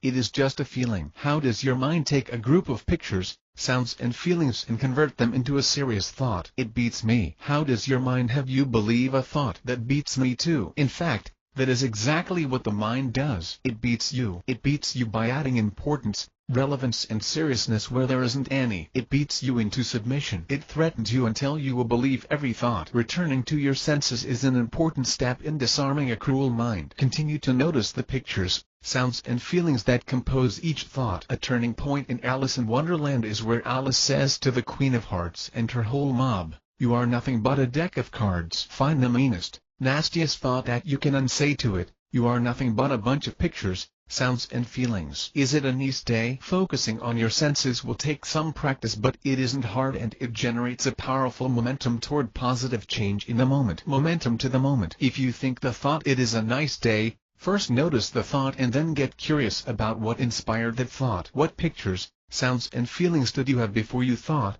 "it is a nice day"? Perhaps you saw the sun shining or even felt the warmth of the sun on your back. Then, maybe, you said to yourself, "The sun is shining. There aren't very many clouds in the sky. It probably won't rain." Then you may have had a feeling, perhaps a softness or warmth inside. You did all this in a fraction of a second and then the thought "it is a nice day" seemed to appear out of nowhere. Focusing your attention on what happened before the thought showed up will allow you to discover that thoughts are true or false. They are just conclusions reached from thoughts are true or false. They are just conclusions reached from a bunch of pictures, sounds or feelings. Peanut butter and chocolate came together and there was Reese's. Pictures, sounds and feelings came together and you had thoughts. Actually, they had a party. The day isn't nice. It is just a day. Certain pictures, sounds and feelings came together and there was the thought "it is a nice day." Without sensory data, without pictures, sounds and feelings, there wouldn't be any thoughts. Attention focused on pictures, sounds and feelings reveals that thoughts are not the beginning or the end that they pretend to be. They aren't the first word or the last word on anything. They play just a bit part in the dance of who you really are. Putting thoughts in perspective relieves your mind. Following the footprints. Winnie the Pooh and Piglet go heffalump hunting. On this adventure, they mistake their own footprints for heffalump tracks. This is a delightful metaphor for the pursuit of becoming a friend to your mind. Your senses leave footprints that you can follow to assist you in the process of returning to your senses. Two brilliant men, Richard Bandler and John Grinder, discover that when you see pictures, you tend to put your eyes up and to the right or up and to the left or defocus straight ahead. When you are intent upon listening, either to your internal dialogue, or other sounds, you tend to put your eyes sideways and to the right or left or down and to the left. When you are feeling, oftentimes you will put your eyes down or down and to your right. Begin noticing where your eyes go and where the eyes of the people you are interacting with go when thinking or speaking. You don't need to figure out anything from where the eyes go, just notice. Do they put their eyes up, sideways or down? Are you putting your eyes up, sideways or down? Noticing the small, and sometimes big movements of people's eyes will likely make it much easier to return your attention to pictures, sounds and feelings. We could spend many productive days exploring what Richard called eye-access patterns. All you need to know now is that all thoughts are composed of pictures, sounds and feelings. Thoughts happen when pictures, sounds and feelings pose for a mental snapshot. The snapshot, the thought, grabs your attention and makes the moment it was taken particularly relevant. Returning to your senses puts your thought, your mind and each moment in perspective. Your senses are unbiased observation. Your thoughts spawn biased judgments. In the next chapter, you will tune in, turn on and inspire your ability to observe. Exercise number 4, eye movements. Observe the eye movements that go with pictures, sounds and feelings. Notice, too, that when your attention is on your senses, it isn't on your judgments. Spread it around. Everyone could use a little mind relief. Here's how you can help spread the word. Send a free manuscript link to a friend. Link: https://exploratols.com/mrm.html. Tell a friend about mind relief and eat an M or two. Chapter 6, Observing Responses. In the beginning there was a stimulus. Then there was a response. The doctor taps your knee with a special little, expensive hammer and your lower leg jumps. The hammer is the stimulus and the leg jerk is the response. Another name for stimulus response is cause-effect. B.F. Skinner was a pioneer in something he called operant conditioning, which is the study of stimulus-response couplings and how they define so much of what you do. If I say the word lake, Notice that you have a response. Your response is likely to include making a picture of a lake. Some people will make a picture of a specific lake while others will picture a generic lake. If I say the word stove to you, again, you are likely to see a picture. The word lake and the word stove are stimuli followed quickly by your response. Responses happen very quickly. You didn't really pick what lake or stove to picture. These were picked for you at a much deeper, automated part of yourself. Like your leg bouncing when the doctor hits your knee. Your mind may have a difficult time admitting that the lake or stove you saw wasn't really determined by the mind. Your mind has been taught that it is in charge of everything. It, of course, isn't. Feuding. Remember the old quiz show Family Feud? On the show, two families compete for big prizes. They don't have to guess the capital of Mongolia. All they need to do is figure out what the most likely response most people would give to a stimulus. So a question asked on Family Feud might be, what are 3 things someone might bring to a swimming pool? That question is the stimulus and the correct answer is the response that the most people give. This quiz show doesn't test intelligence, rather it measures how tuned. This quiz show doesn't test intelligence, rather it measures how tuned into the automated stimulus-response couplings one is. Most relationships, businesses and human enterprises are less about intelligence and more about automated stimulus-response couplings, because that is really what your mind does best. Your mind puts together stimuli and responses, so that is what you get if you rely on your mind. You don't get a creative existence. Creativity is an expression of who you really are. You get regurgitated, automatic stimulus-response couplings. Since these couplings are automated, they don't need attention. They progress in predictable ways from beginning to end without attention. The phenomenon that I am describing is why most people wander sleepily through their days, months and years without noticing much. It's because your mind is continually engaged in its own version of Family Feud. Your mind sees, hears or feels something and as fast as it can, which is very fast indeed, it seeks to come up with a response. It doesn't care what the response is as long as there is one. Its first job is to come up with a response.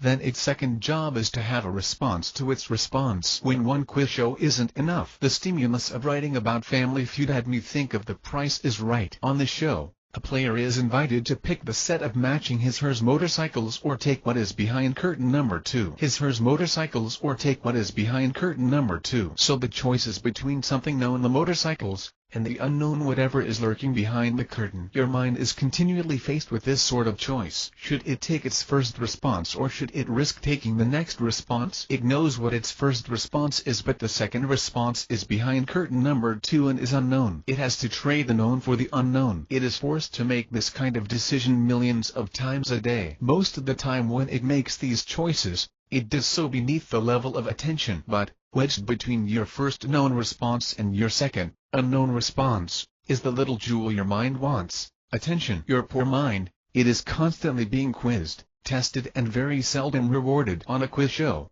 there is an end to this process. There are only so many curtains that you can pick from, and at a certain point you get to go home having won or lost. But your mind is caught in eternal quiz show hell, not really knowing if it won or lost and having to go on choosing and doing its best with the slimmest of feedback. Sorry for using the quiz show example to illustrate the dilemma of your mind, but it really is apt. If you don't know how your mind works in relatively simple terms, you can't provide it with relief. Begin to tune into your mind, catching it as it throws out responses, hoping that the responses are the correct ones. Watch, too, as it is offered the opportunity to process are the correct ones. Watch, too, as it is offered the opportunity to trade for the unknown behind the curtain. Relief at last. Within the process of how the mind works, is the relief the mind needs. The mind thinks that it is in charge of what happens. It thinks that its answers are the determining factors in what you say, do, accomplish and think. Knowing how the mind works makes it possible for you to observe what the mind is doing without taking the mind's responses seriously. When you think that your thinking is the truth,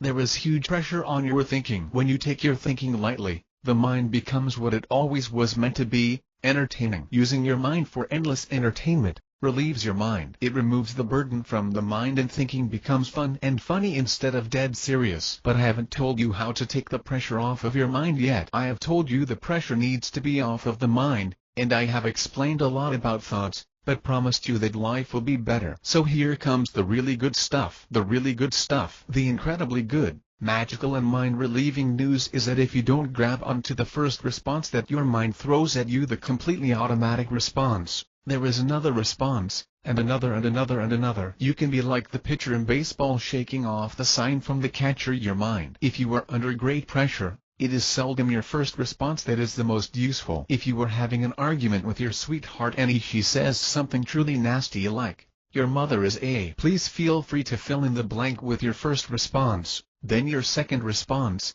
then third and then fourth. When your spouse speaks that way about your mother, a fight of first responses begins. First responses come fast and furious. Nobody wins when knee-jerk, insecure minds clash. It's your mind's first instinct to defend itself in the presence of a perceived threat, and your mind perceives almost everything as a threat. Your first response is usually the dumbest, and after the fourth or fifth response, you probably begin to notice that you actually agree, at least in part, with what your spouse said about your sainted mother. Your first response is usually the most knee-jerk of the row of responses, the most automated one, or you could just say, the most jerky one. Your mind is constantly trying to please and defend you. It does so by throwing responses at you until you grab believe one. Believing one. Throwing responses at you until you grab believe one. Believing one means simply not noticing the next response, which makes the one you stopped at true, at least true for you that moment. The real beauty of the mind isn't its accuracy at all. It is the mind's ability to pitch response after response tirelessly. Again, your mind doesn't care what responses it throws at you, it just seeks to throw out one that gets your attention. Art and poetry are the result of noticing later responses, while fighting and overreacting are usually the result of grabbing at a first response. Not taking your first response often provides you with peaceful pleasure. Float like a butterfly, sting like a bee. When you don't take your first response but notice what it was, and you don't take your second response but notice what it was, you have taken a huge leap toward getting to know who you really are. How does that work? When you don't grab onto your first response for dear life, a number of things happen. 1. Your mind notices that things aren't serious. 2. Your mind then reacts to both the original stimulus and your first response. 3. You discover that your mind isn't really a dictator. There is always an alternative response. 4. There is a strong gentle pull toward a third or fourth or 40th response. Let's explore each of these in greater detail, wallowing in the benefits of the simple exercise, which can remove the tension or pressure from any situation. Your mind notices that things aren't serious. When you don't take your first response, your second response is almost always lighter and less demanding. Your third response is even lighter, and your mind begins to lighten up naturally. As your mind becomes less serious, so do your thoughts, and your mind doesn't have to respond so quickly, which lightens you up even more. Lightness builds on itself. Your mind then reacts to both the original stimulus and your first response. As you watch the responses, each one not taken dilutes the original stimulus, so your next response is partially from the initial stimulus but it is less. So your next response is partially from the initial stimulus but it is also influenced by each subsequent response. In other words, watching your responses without taking them personalizes the process of thinking. Thinking, in turn, becomes more personal and less reactive. Your mind can actually get the attention it needs by sharing in the experience of observing itself, rejoicing in responses not taken, and relaxing into a new and friendly internal universe, where it is not responsible for thinking the same thing over and over again just to survive. As you don't take your early responses, your self-esteem will rise because you will have explored broader expanses of who you really are in the process of thinking and observing your thoughts. Exercise number 8.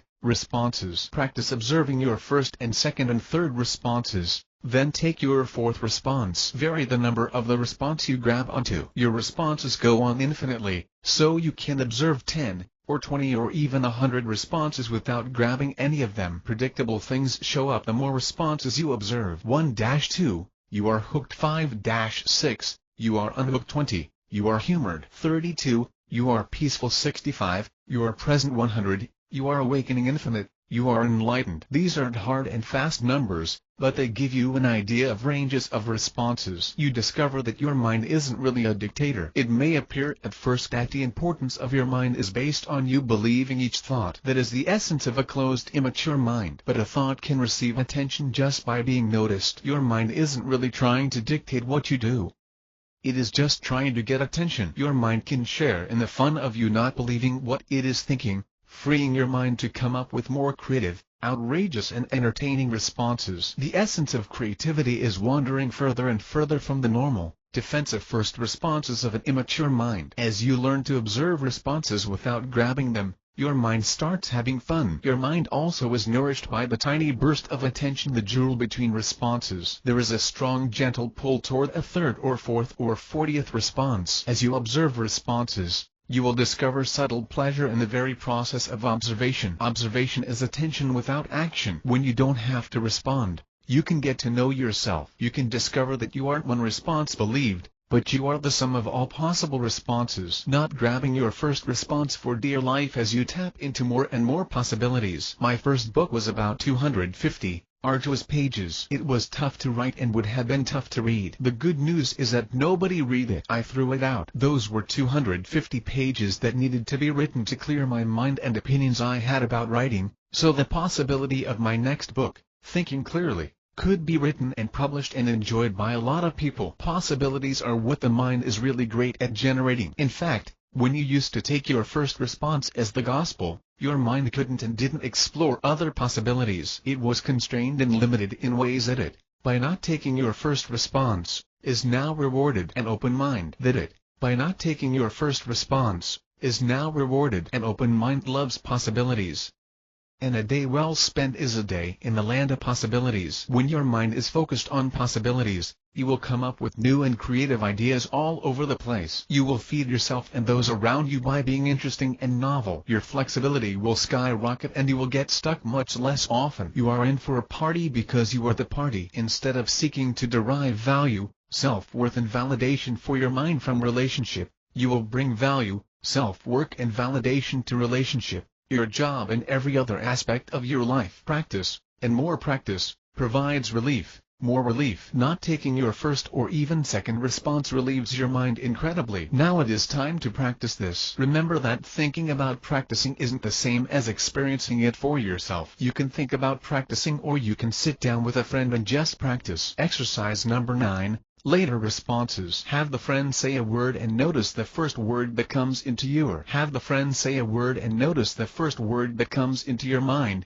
or the first picture or feeling. Don't say the first word and another word shows up. Say the second word out loud, then your friend says the first word she thinks. You say your second word and the friend gives the first word. So you are always giving your second response with the friend giving their first response. After you have done this a few times, go out to your fourth response while the friend keeps giving the first response. Practice this for a few minutes, then switch roles with the friend and then you give your first response while the friend gives the second and then fourth. Advanced exercise. Both of you give your fifth response back and forth and back and forth. Notice the bond that develops between you. Notice, too, how relaxed you become by not having to take your first response. It's magical and it works in so many ways. The results from this simple observation exercise are palpable. Can you feel them? The more often you don't take your first response and the more you practice taking later responses, the more relief your mind will experience, and that is when miracles start to happen. If you were on a life raft in choppy seas, you probably wouldn't spend much time painting, would you? Painting might be the last thing on your mind. Your mind has been under such pressure that it has ignored the art of living and gotten tangled up in the trauma of being right and surviving. Not taking your first response or your second or even your third response relieves your mind so that it can get on with the art of living. It can create, it can entertain you, and it is free, probably for the first time in a long time, to enjoy life. Your mind is creative. It is perhaps your best friend and ally. You and your mind are in for a treat. Not only will your mind reveal itself to be much more creative, it will also get faster, more accurate and remember things more clearly. When taken off the firing line of control, the mind is capable of incredible feats. As you shift from grabbing makeshift mental responses, you will begin to discover that you don't actually ever have to respond. No response necessary. You don't ever have to respond. What I am suggesting is beyond the scope of this manuscript, but, with practice, it will happen to you. As you begin to discover that you don't have to respond, you will also get to know deeper parts of yourself. When you don't take your first response, there is the possibility that your next response will be from a deeper level. By the time you get out to your 10th or 20th response, it is way more likely that the simple game will teach you or remind you that you have many very interesting layers and aspects of yourself. Discovering these layers has inherent in it The discovery of yourself, not as a responder but as a stimulus. Always a stimulus. Chapter 7 Time to Play. Novelty. If you have done the exercises in the previous chapters, you should feel less stress, more freedom and relief from the pressures of your mind. If you haven't done the exercises, please go back and do them. Remember, the more often you do the exercises, the more relief you will feel. Now that relief is here, we get to play a little bit. Let's recap. Your mind wants and needs attention. All minds need attention and they will do anything to get it. When your mind is open and relaxed, your mind loves novelty. When your mind is closed and defensive, it needs consistency. It is easy to tell what state your mind is in, because if novelty, all sorts of new and different stuff, tickles you, then your mind is opening. Isn't it cool when a new movie comes out or a new restaurant comes to town? Newness thrills us. If you love habit and repetition and you try and keep everything the same all the time, then your mind is defending itself and closing, and chances are you find new things threatening. It really is that simple. So now that your mind is opening, let's get on with some less than serious play. Exercise number 10. Novelty. Find ways to add novelty to every nook and cranny of your life. Basic examples. Talk on the phone using the other ear. Put your other pant leg on first. Brush your teeth with the other hand. Sleep on the other side of the bed. Drive a different route to work. Speak faster than usual. New Yorkers, speak slower. Advanced examples. Advanced examples. Have someone feed you a meal. Learn to write with the other hand. Go out and sell something to someone random. Walk backwards for a bit. Sneeze upward. Share this manual with someone. Feed your mind novelty today and I promise you a better tomorrow. What protects you makes you weaker. In the olden days, knights wore armor. From what I hear, armor was very hot and very, very heavy. Armor itself got in the way of life. It restricted movement and was terribly difficult to wear. Your armor is your thinking, not your original thinking, but your structured, repetitious, automatic thinking. Spending your time believing your thoughts has you act like a turtle that has retreated into its shell. While the turtle may think it is safe, it can't eat and it can't move around. While turtles live a very long time, they actually don't spend much of their life hiding in their shells. Life with head and feet exposed make life worth living. Living hiding out doesn't. You hide out too and you might not even be aware of it. You are a multi-dimensional being. There are a lot of layers to you. Often you are trapped on the surface, reacting to your thoughts as though they were true and living a serious life. You are virtually hiding on that superficial level. But the surface is turbulent, like the surface of a lake. Any breeze or disturbance influences the surface. Any piece of bad news, a speeding ticket or even a parking ticket upsets you. Your deeper levels are calm, peaceful and powerful. Your deeper levels are calm, peaceful and powerful. First responses keep you in the shallows. Later responses reveal your depths. They also invite you into a magical world in which there are no accidents, mistakes, less than productive behaviors or threats to your well-being. What deepens you makes you stronger. Imagine what it would be like if you didn't have access to things below the surface of Earth. Heck, you would have to live without turnips and peanuts. There would be way less gravel and not much gold either. Diamonds would be even scarcer than they are. I have no idea how you would get around because there would be no oil or gas. There would be very little metal and no coal. We would have to live in warm climates and walk places. Life would be very different. I wonder what life would be like if you were able to tap into your own depths. What wonderments you would discover there. As you tap into your depths, you will discover new and profound resources that will allow play to generate more bountiful results than you have ever produced with work. The energies in your depths are great, the wisdom dazzling and powerful. Most people don't, except in brief moments of great tragedy or in full. Most people don't,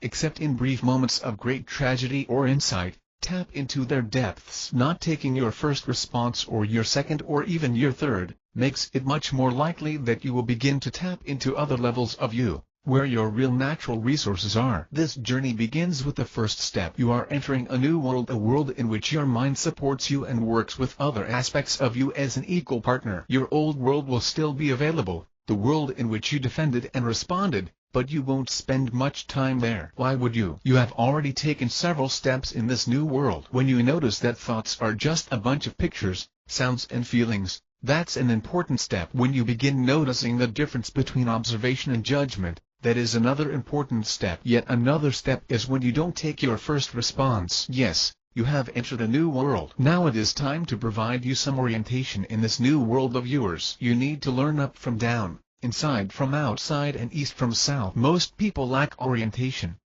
They wander around aimlessly. They wonder why they don't have what they want. You can't have what you want until you know where you are. If you wanted to go to Tampa, the most important part of getting there is knowing where you are now. If you want to be happy, healthy, wealthy or wise, the most important first step is to just know how happy, healthy, wealthy or wise you are right now. To just know how happy, healthy, wealthy or wise you are right now. Knowing where you are allows you to celebrate when you progress. Not knowing where you are has you not even noticed that you have a lot to celebrate. Most people don't know their ass from a hole in the ground. Yikes. I don't even want you to imagine the problems this causes, but watch people and you will see people continually not acting in their own best interest. That is because their own best interest isn't available when their minds are driving them crazy. At the beginning of a journey, before you do anything, before you think anything, before you even decide or choose anything, you must orient yourself. In the case this new world created by the radical shift in your relationship with your mind, you need orientation. Orientation, as I am speaking of it, is all about attitude. Please let me explain. What is attitude, I hope you ask? Lots of people talk about attitude, but few know what it is. Attitude is your philosophical orientation. Attitude is your answer to the question, how friendly or unfriendly is the world? Your attitude about how friendly or unfriendly the world is totally determines the quality of each moment. I define attitude as a specific orientation toward everything. I have discovered a single attitude that provides me with more possibilities and keeps me consistently growing no matter what I am doing. The attitude that I suggest here will serve you in a foreign country. It will serve you in the depths of yourself. It will serve you at a restaurant. It will serve you in business. It will make your vacations more fun and rewarding and not only have people like you, but have you like them and you like yourself as well. Attitude will provide an overall, unchanging method or approach to all that you meet on your journeys. With the proper attitude, it won't make any difference whether you are lost or found, whether you are winning or losing or whether you are currently thinking you are right or wrong. Without the proper attitude, you will, at best, suffer a good deal and, at worst, you will get in your own way over and over again. While some people say that attitude is everything, it isn't. It is a darn good start, and with the proper attitude at the start, the mood for the journey is appropriately set. What is the right attitude? I hope that at this point you are asking that question. If not, please reread the last few paragraphs. If so, please take a nice comfortable breath. Get the last few paragraphs. If so, please take a nice comfortable breath. Get curious and I will tell you a little story. Once upon a time there were two men. One of these men was big and strong, strapping fellow. The other wasn't very big, wasn't very strong, and lacked the smarts the good Lord gave him. While there were many differences between these two men, the difference that made the difference was attitude. The first man, the bigger, stronger and smarter of the two, approached each situation with confidence as though what he knew was much greater than what he could learn. He approached new challenges full of himself, up to the task and certain both that he would succeed and that he already knew everything. The second smaller, weaker and not so bright man approached every situation as though he missed almost everything all the time and was grateful for anything and everything that came his way. He was always curious, continually questioning and attentive. He knew well that what he knew was only a small piece of what could be known, and he was thrilled each moment, tickled by anything and everything he learned. It didn't take the big, smart, strong guy to get into trouble, and it didn't take the smaller, weaker, more curious and open guy to succeed mightily. New attitude, new life. The place to begin your new attitude is with a theoretical and then practical appreciation of one simple and incontrovertible fact. To call appreciation of one simple and incontrovertible fact. You miss almost everything almost all the time and act as though you get almost everything all the time. I invite you to read that statement a few times in hopes that you will get it more fully, and in doing so, miss a little bit less. You miss almost everything almost all the time and act as though you get almost everything all the time. This simple statement, thought and then experience, provides an orientation you can use now and will always need later. The statement begins a new description of your relationship with everyone and everything. At first it may seem like just words, but as you begin to integrate it into more and more aspects of your life, you will discover that it assists you in letting go and lightening up just when you need to. It is an ally which is always there, always ready. Allow me to explain. You miss almost everything almost all the time while thinking that you get almost everything almost all the time. Exercise number 11. Witnessing. Ask yourself the following questions often. What are you missing this moment? What are you missing in this moment that could transform your life? What are you missing in this moment that puts you on the defensive? What are you missing in this moment that has you be asleep? What are you missing in this moment? Here are a few more questions for you. Please feel free to come up with your own questions. Are you missing how funny you are? Are you missing some of your resources? Where are you hiding? Where are you hiding? What do you think is absolutely true? Are you missing the fun of life? Are you missing the agony of defeat? Are you missing a chance to be spontaneous? Are you missing the joke? Are you missing almost everything almost all the time? Become endlessly curious about what you are missing. A closed mind focuses on what it knows what it is getting. An open mind rejoices as it gets endlessly curious about what it is missing. How to be an ass. I assume that I'm an ass. I don't waste any energy trying not to be an ass. Ironically, when I assume that I'm an ass, I am usually much less of ass. Ironically, when I assume that I'm an ass, I am usually much less of an ass and I can dance with possibilities because I don't have to be careful. But if I am expending energy trying not to be an ass, then I am truly an ass's ass. Asses want people to like them, not noticing that the people who like them and the people who don't like them. Asses continually try and influence things they can't influence, like the past or the future. They spend their time worrying about what may happen or regretting what did. They believe their thoughts to the extent that they think their thoughts are all there is and miss out on everything else. Asses simply don't get the message no matter how many times it is delivered. Asses don't embrace the attitude or orientation that they miss almost everything almost all the time and they think that they get almost everything almost all the time. Trying not to be an ass makes you an ass. Trying to be an ass has you be an ass and know it. A wise man uses and can sit with his assness, enjoying and embracing it. A fool resists being an ass and thus continually denies and protests his very nature. Knowing that you miss almost everything almost all the time and that you act, think and believe that you get almost everything almost all the time, is your nature and thus, it is the first step toward getting to know yourself. Remembering that you miss almost everything almost all the time is as close as you can come to an antidote for being human. It allows you to forgive yourself. It even allows you to forgive yourself in advance. Forgiving yourself in advance is the essence of this orientation. Exercise number 12. Opposites. You miss almost everything almost all the time and think that you get almost everything almost all the time. The simple, novel exercise to provide you with the attitude, you miss almost everything almost all the time is: speak when you don't want to speak and don't speak when you have to say something. Fight when you aren't moved to fight and wage peace when you are moved to fight. If you do this, you will find that you not only can act independently of what your mind is telling you to do, but that you usually aren't obeying your mind when you are having fun. Your thoughts were after attention, not contributing to you living a better life. Do the exact opposite of your initial temptation. Move in closer if you want to get away. Whisper if you want to scream. Stand tall if you want to curl up in a little ball. Speak if you can't find any words. Be obvious if you want to hide. A friend of mine called me a few years ago. At first, I didn't recognize his voice. He was terrified and needed my help. He explained that he had been working a top-secret government facility.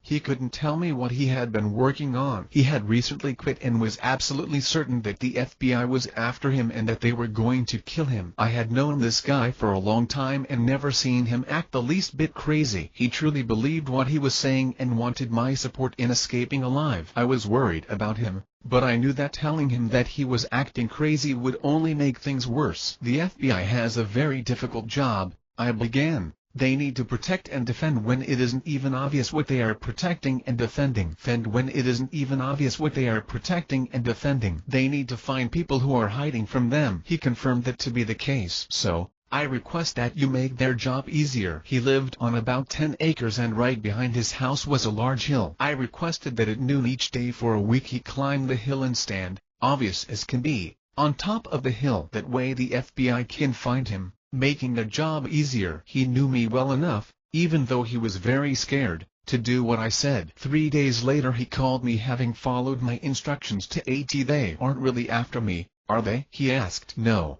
I don't think they are. Your mind can cook up all kinds of madness for you, but you don't have to believe it and you don't have to act on it. Often doing exactly the opposite of your immediate tendency reveals that your mind was convinced of something that isn't the least bit true. Oddly and humorously, Doing the opposite of what you are driven to do often leads you to deeper aspects of yourself. Living with the fact that you miss almost everything almost all the time and act like you get almost everything all the time will allow you to step out of your armor. It will relieve and relax you as you discover that your defenses aren't necessary and weren't working anyway. You miss almost everything almost all the time and operate as though you get almost everything almost all the time. Approach your life with this attitude and you are in for a wonderful ride. Adopt that attitude and you have taken the first important step toward getting to know yourself.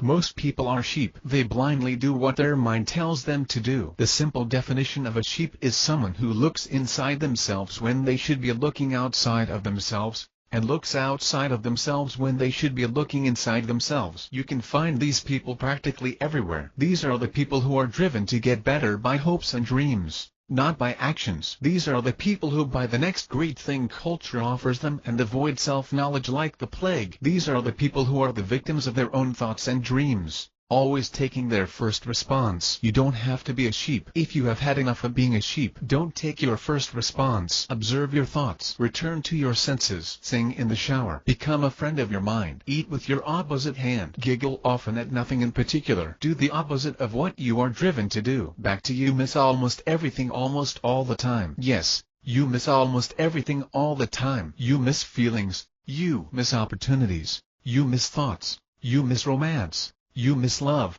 you miss respect, you miss owning everything and being everywhere. If you can begin to get that you miss almost everything almost all the time, you will begin to feel the first positive rumbles of an earthquake, which will shake up your world in a wonderful way. An old friend of mine used to say that the opportunity of a lifetime comes along at least once a day. As you begin to approach the world knowing that you miss almost everything almost all the time, you will discover that it actually comes along each moment. What my old friend meant by the opportunity of a lifetime coming along at least once a day, was that you didn't need to grab it when it shows up because something else will come along again soon. What I mean is something much deeper and more profound. I mean that you don't ever need to grab it. It will grab you if you are observant and open when it shows up. As you master attention, the more obvious it will become that you don't have to reach out and grab things. They will come to you. You don't have to end a relationship by some force of mind. In fact, ending it the way doesn't end it at all. It only ends when it is time to end. There are so many things that your mind is trying to control. Lightening up and letting go will relieve your mind and make every little moment a delight. Once you discover that you miss almost everything almost all the time and act like you get almost everything all the time,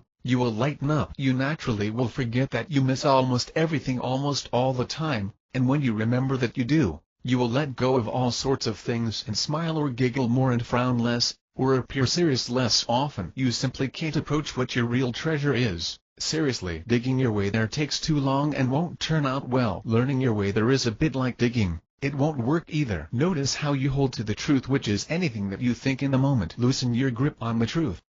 Consider that the truth might be only one possible truth of many. In fact, imagine that what is the truth to you at this moment might not be the truth to you in the next moment. People used to think the world was flat.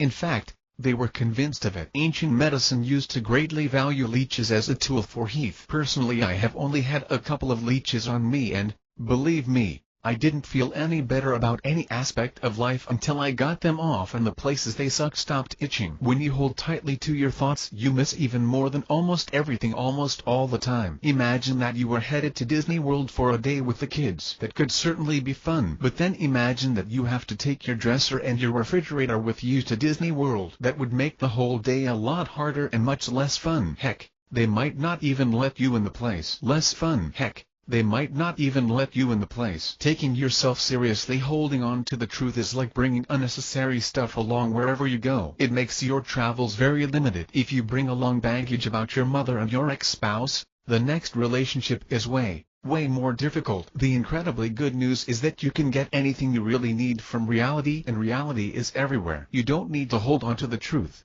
The truth is what is. God remembered isn't nearly as liberating or enlightening as God experienced in the moment. Love remembered, or held to or believed isn't the same as love in the moment. Because dinner at your favorite restaurant was great last night doesn't mean that the same food will be good in a week or a month or a year. The food spoils. It doesn't keep indefinitely. Ideas, thoughts and beliefs spoil much much faster than food does. You miss almost everything almost all the time and act, think and believe that you get almost everything almost all the time. Learn it, get it, live it, love it. Chapter 8, Rediscovering Your Mind. Working and playing with people's minds over the past 30 years has been quite a treat. I have watched as people transform their relationship with their minds, transforming their lives at the same time. Everyone I have worked with has gotten benefit, and often the magnitude of the benefit they receive is in direct proportion to how wild their mind is. Can I tell you a couple of stories? A number of years ago I worked with a group of school district administrators. The superintendent of schools was among them, and I knew from the start that he was in trouble. I watched subtle changes in him as the workshop day went on. You know the way a spring storm comes in out of nowhere,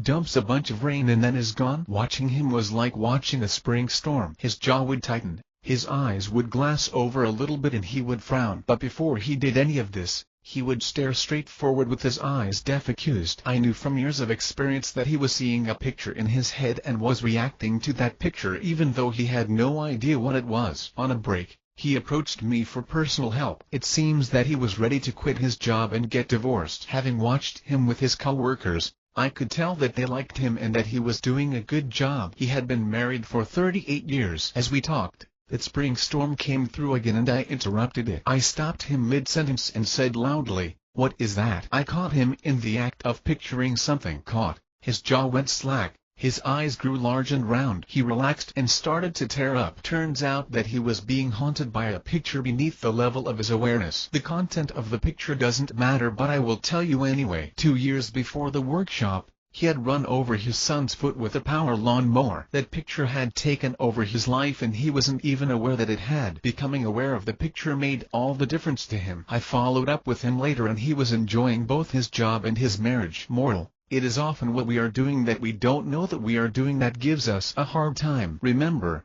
you miss almost everything almost all the time and act like you get almost everything almost all the time.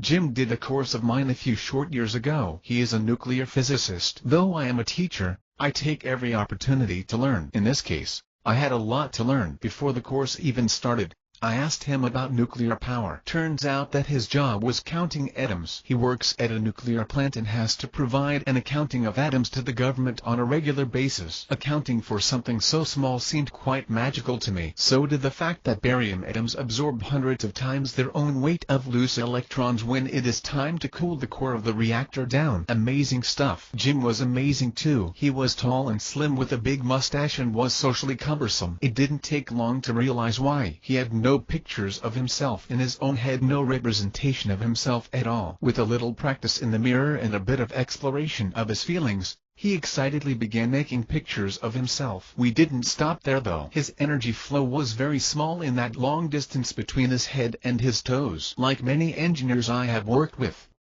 he tended to lock himself way up in his head and ignore his emotions and feelings. While you may not like what I suggested to him, he certainly did. In fact, with one little exercise, his whole life changed radically. He had never been a ladies' man. It's not that he didn't like the ladies. He wasn't able to. Been a ladies' man. It's not that he didn't like the ladies. He wasn't able to approach them. And though they may have noticed him, they never got a chance to know him. I apologize in advance for what I'm going to tell you next. The way that I work isn't that I figure out what I'm doing in advance. I trust much deeper parts of myself to sort things out and then I just do whatever I am told to do. I listen carefully to those deeper parts of myself, always. In this case, I was told to do something outrageous. I said to Jim, "From now on, when you talk, I want you to talk to your penis. If you are saying good morning to a coworker, I want you also saying good morning to your penis. If you are talking about the weather, you are telling your penis about the weather. Every time you talk, make sure that you include your penis as part of who you are talking to." Jim laughed uncomfortably, as you might expect. It wasn't until a couple of months later that I saw Jim again. He was standing tall, had on a white shirt with the collar open and looked like he had just walked off the set of a cowboy movie. He was the good guy and he had stories about how the women were chasing him. His whole life had turned around in those few short months. He was excited,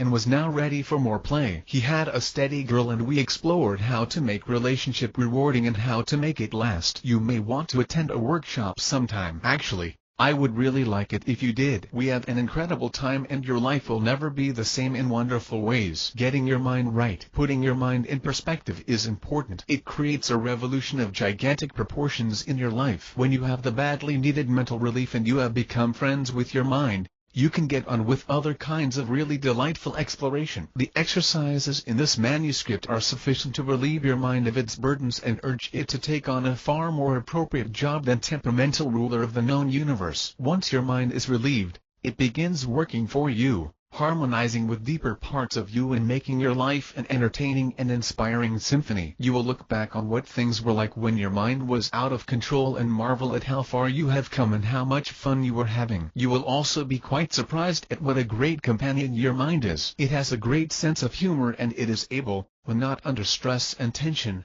to create a life worth living. The little map of you. With your mind relieved, you can lightly continue the process of getting. With your mind relieved, you can lightly continue the process of getting to know yourself. Getting to know yourself is discovering that you are a multi-dimensional being. You range from very deep to astonishingly shallow. You are all of these levels at the same time, but your attention doesn't have access to all the levels. In fact, it doesn't have the ability to tap into anything but the more shallow levels. But it is always influenced by the depths. Your thoughts have more restricted access than your attention, and your senses are between your attention and your thoughts. Below your attention is energy, and even deeper than that is who you really are. In the pecking order of you, thoughts are very, very superficial. If thoughts are grabbing much of our attention, then they really aren't likely to be very accurate, rewarding or relevant. If you think that thoughts are relevant, then you institutionalize missing almost everything almost all the time while thinking that you are getting almost everything almost all the time. Even shallower than your thoughts is your speaking. Speaking is just the auditory component of thoughts. When you focus your attention on what you say,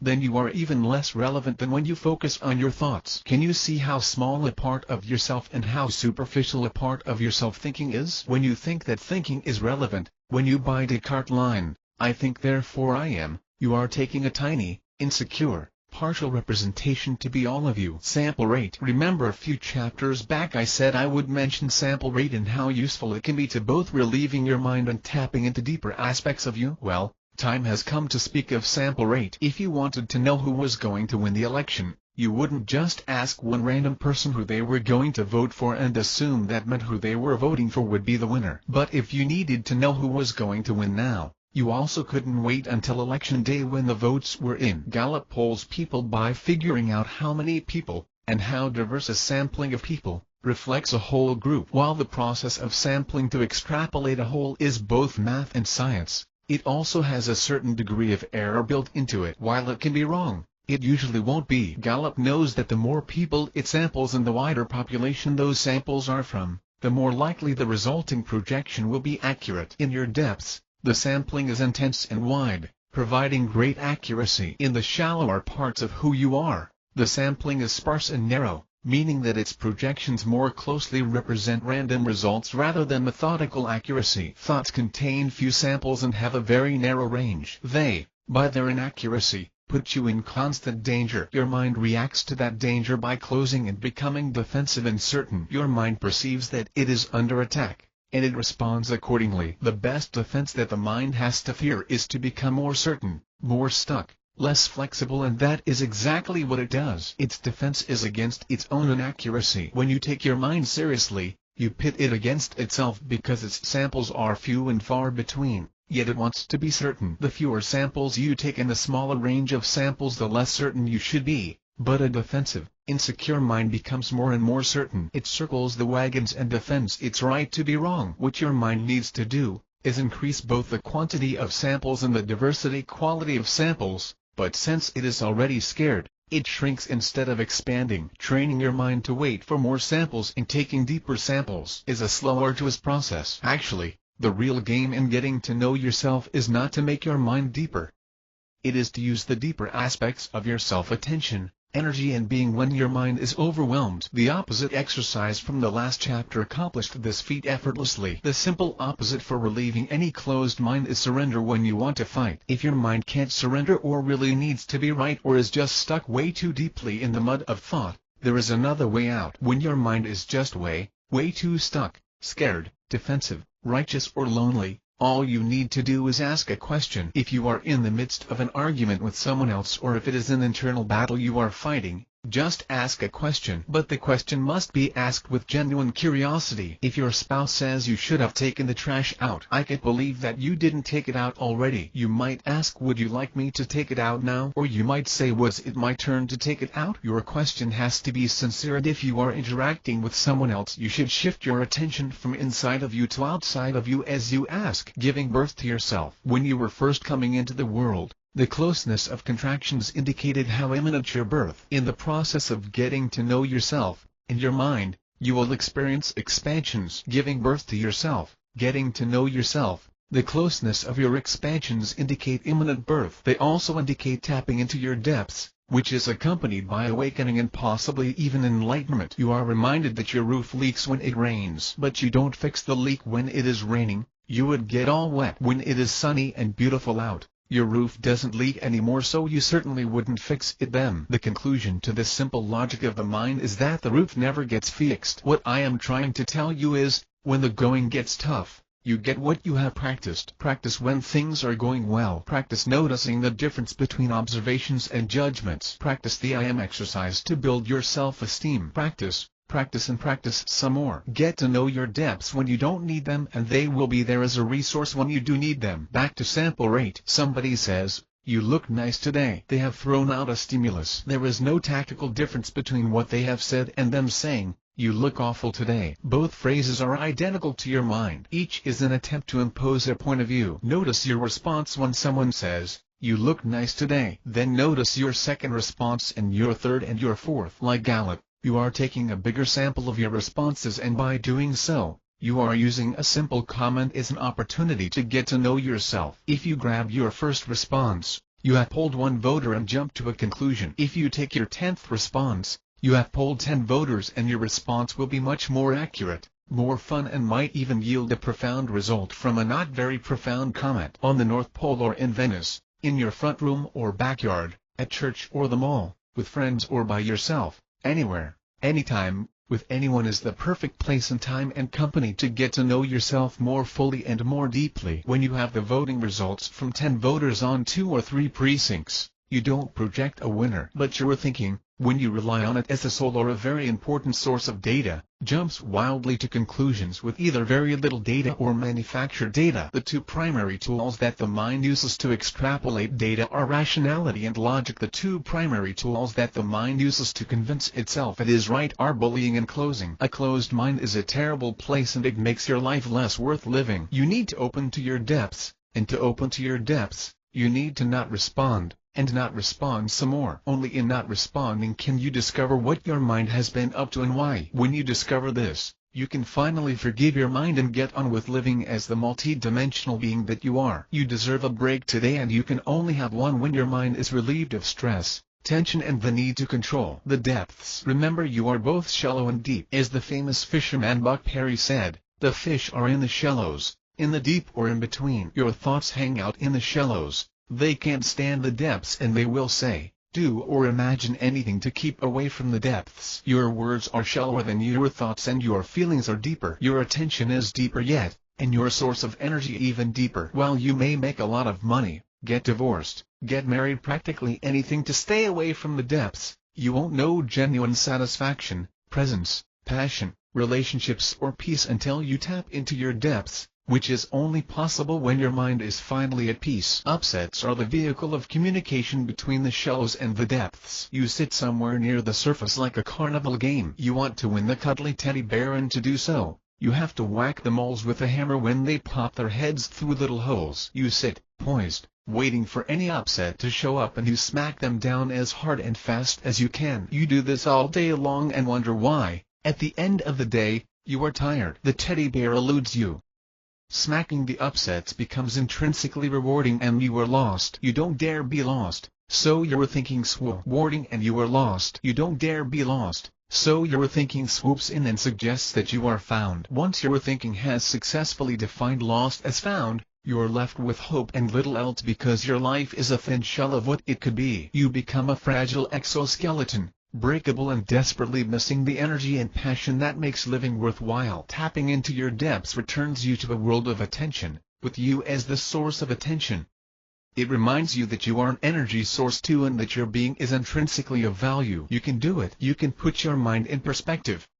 You can make friends with it and fall in love with it. A wild mind is the least lovable and loving thing on the planet. When you fall in love with the least lovable thing on the planet, you have certainly accomplished something magical. Using the self-exploratory tools explained in this manuscript will help you fall in love with your mind. Read back over the manuscript, do the exercises and watch, listen and feel into your depths as your mind lightens up and lets go. Your mind can tap into your depths, but it can benefit from your attention going down, down, down into the deeper parts of you. In a later manuscript, I will get into how to access your depths. For now you have a bunch of new tools to interact with your mind. Self-exploratory tools. Enjoy. Play. As your mind quiets, you will experience a deep sense of well-being and peace, and out of that tranquil experience will rise new forms of motivation and new, much more spiritual, aspects of you that we will explore in other manuscripts. For now, congratulations to you and your mind.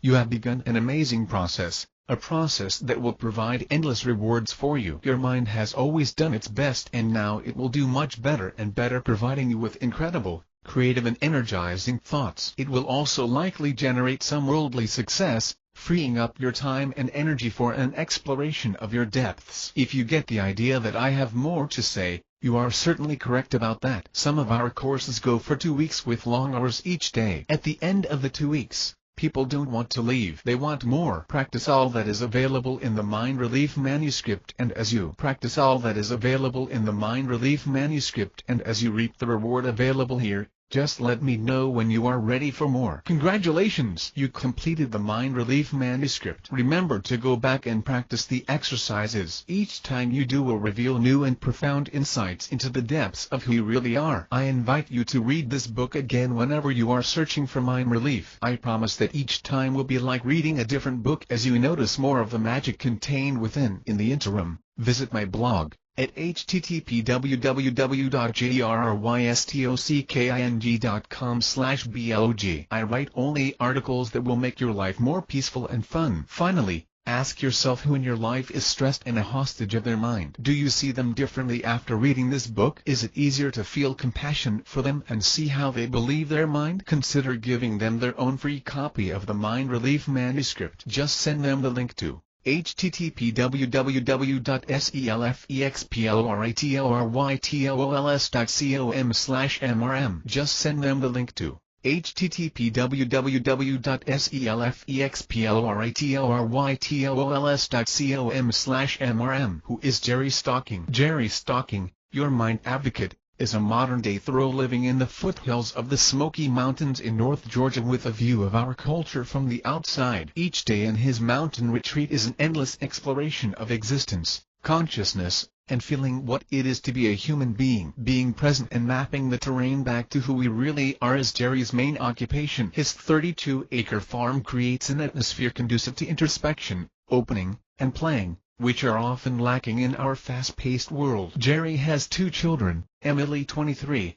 Judson 19, and a growing cast of friends and players. There is a continuous stream of fascinating and interested people traveling to the farm. Home to various seminars and retreats, it has unlimited areas for wandering, ponds for dipping, a rock garden for kaikung, owls, deer, coyotes, great oak trees, a blueberry orchard, and a daily sunrise and sunset inviting reverence.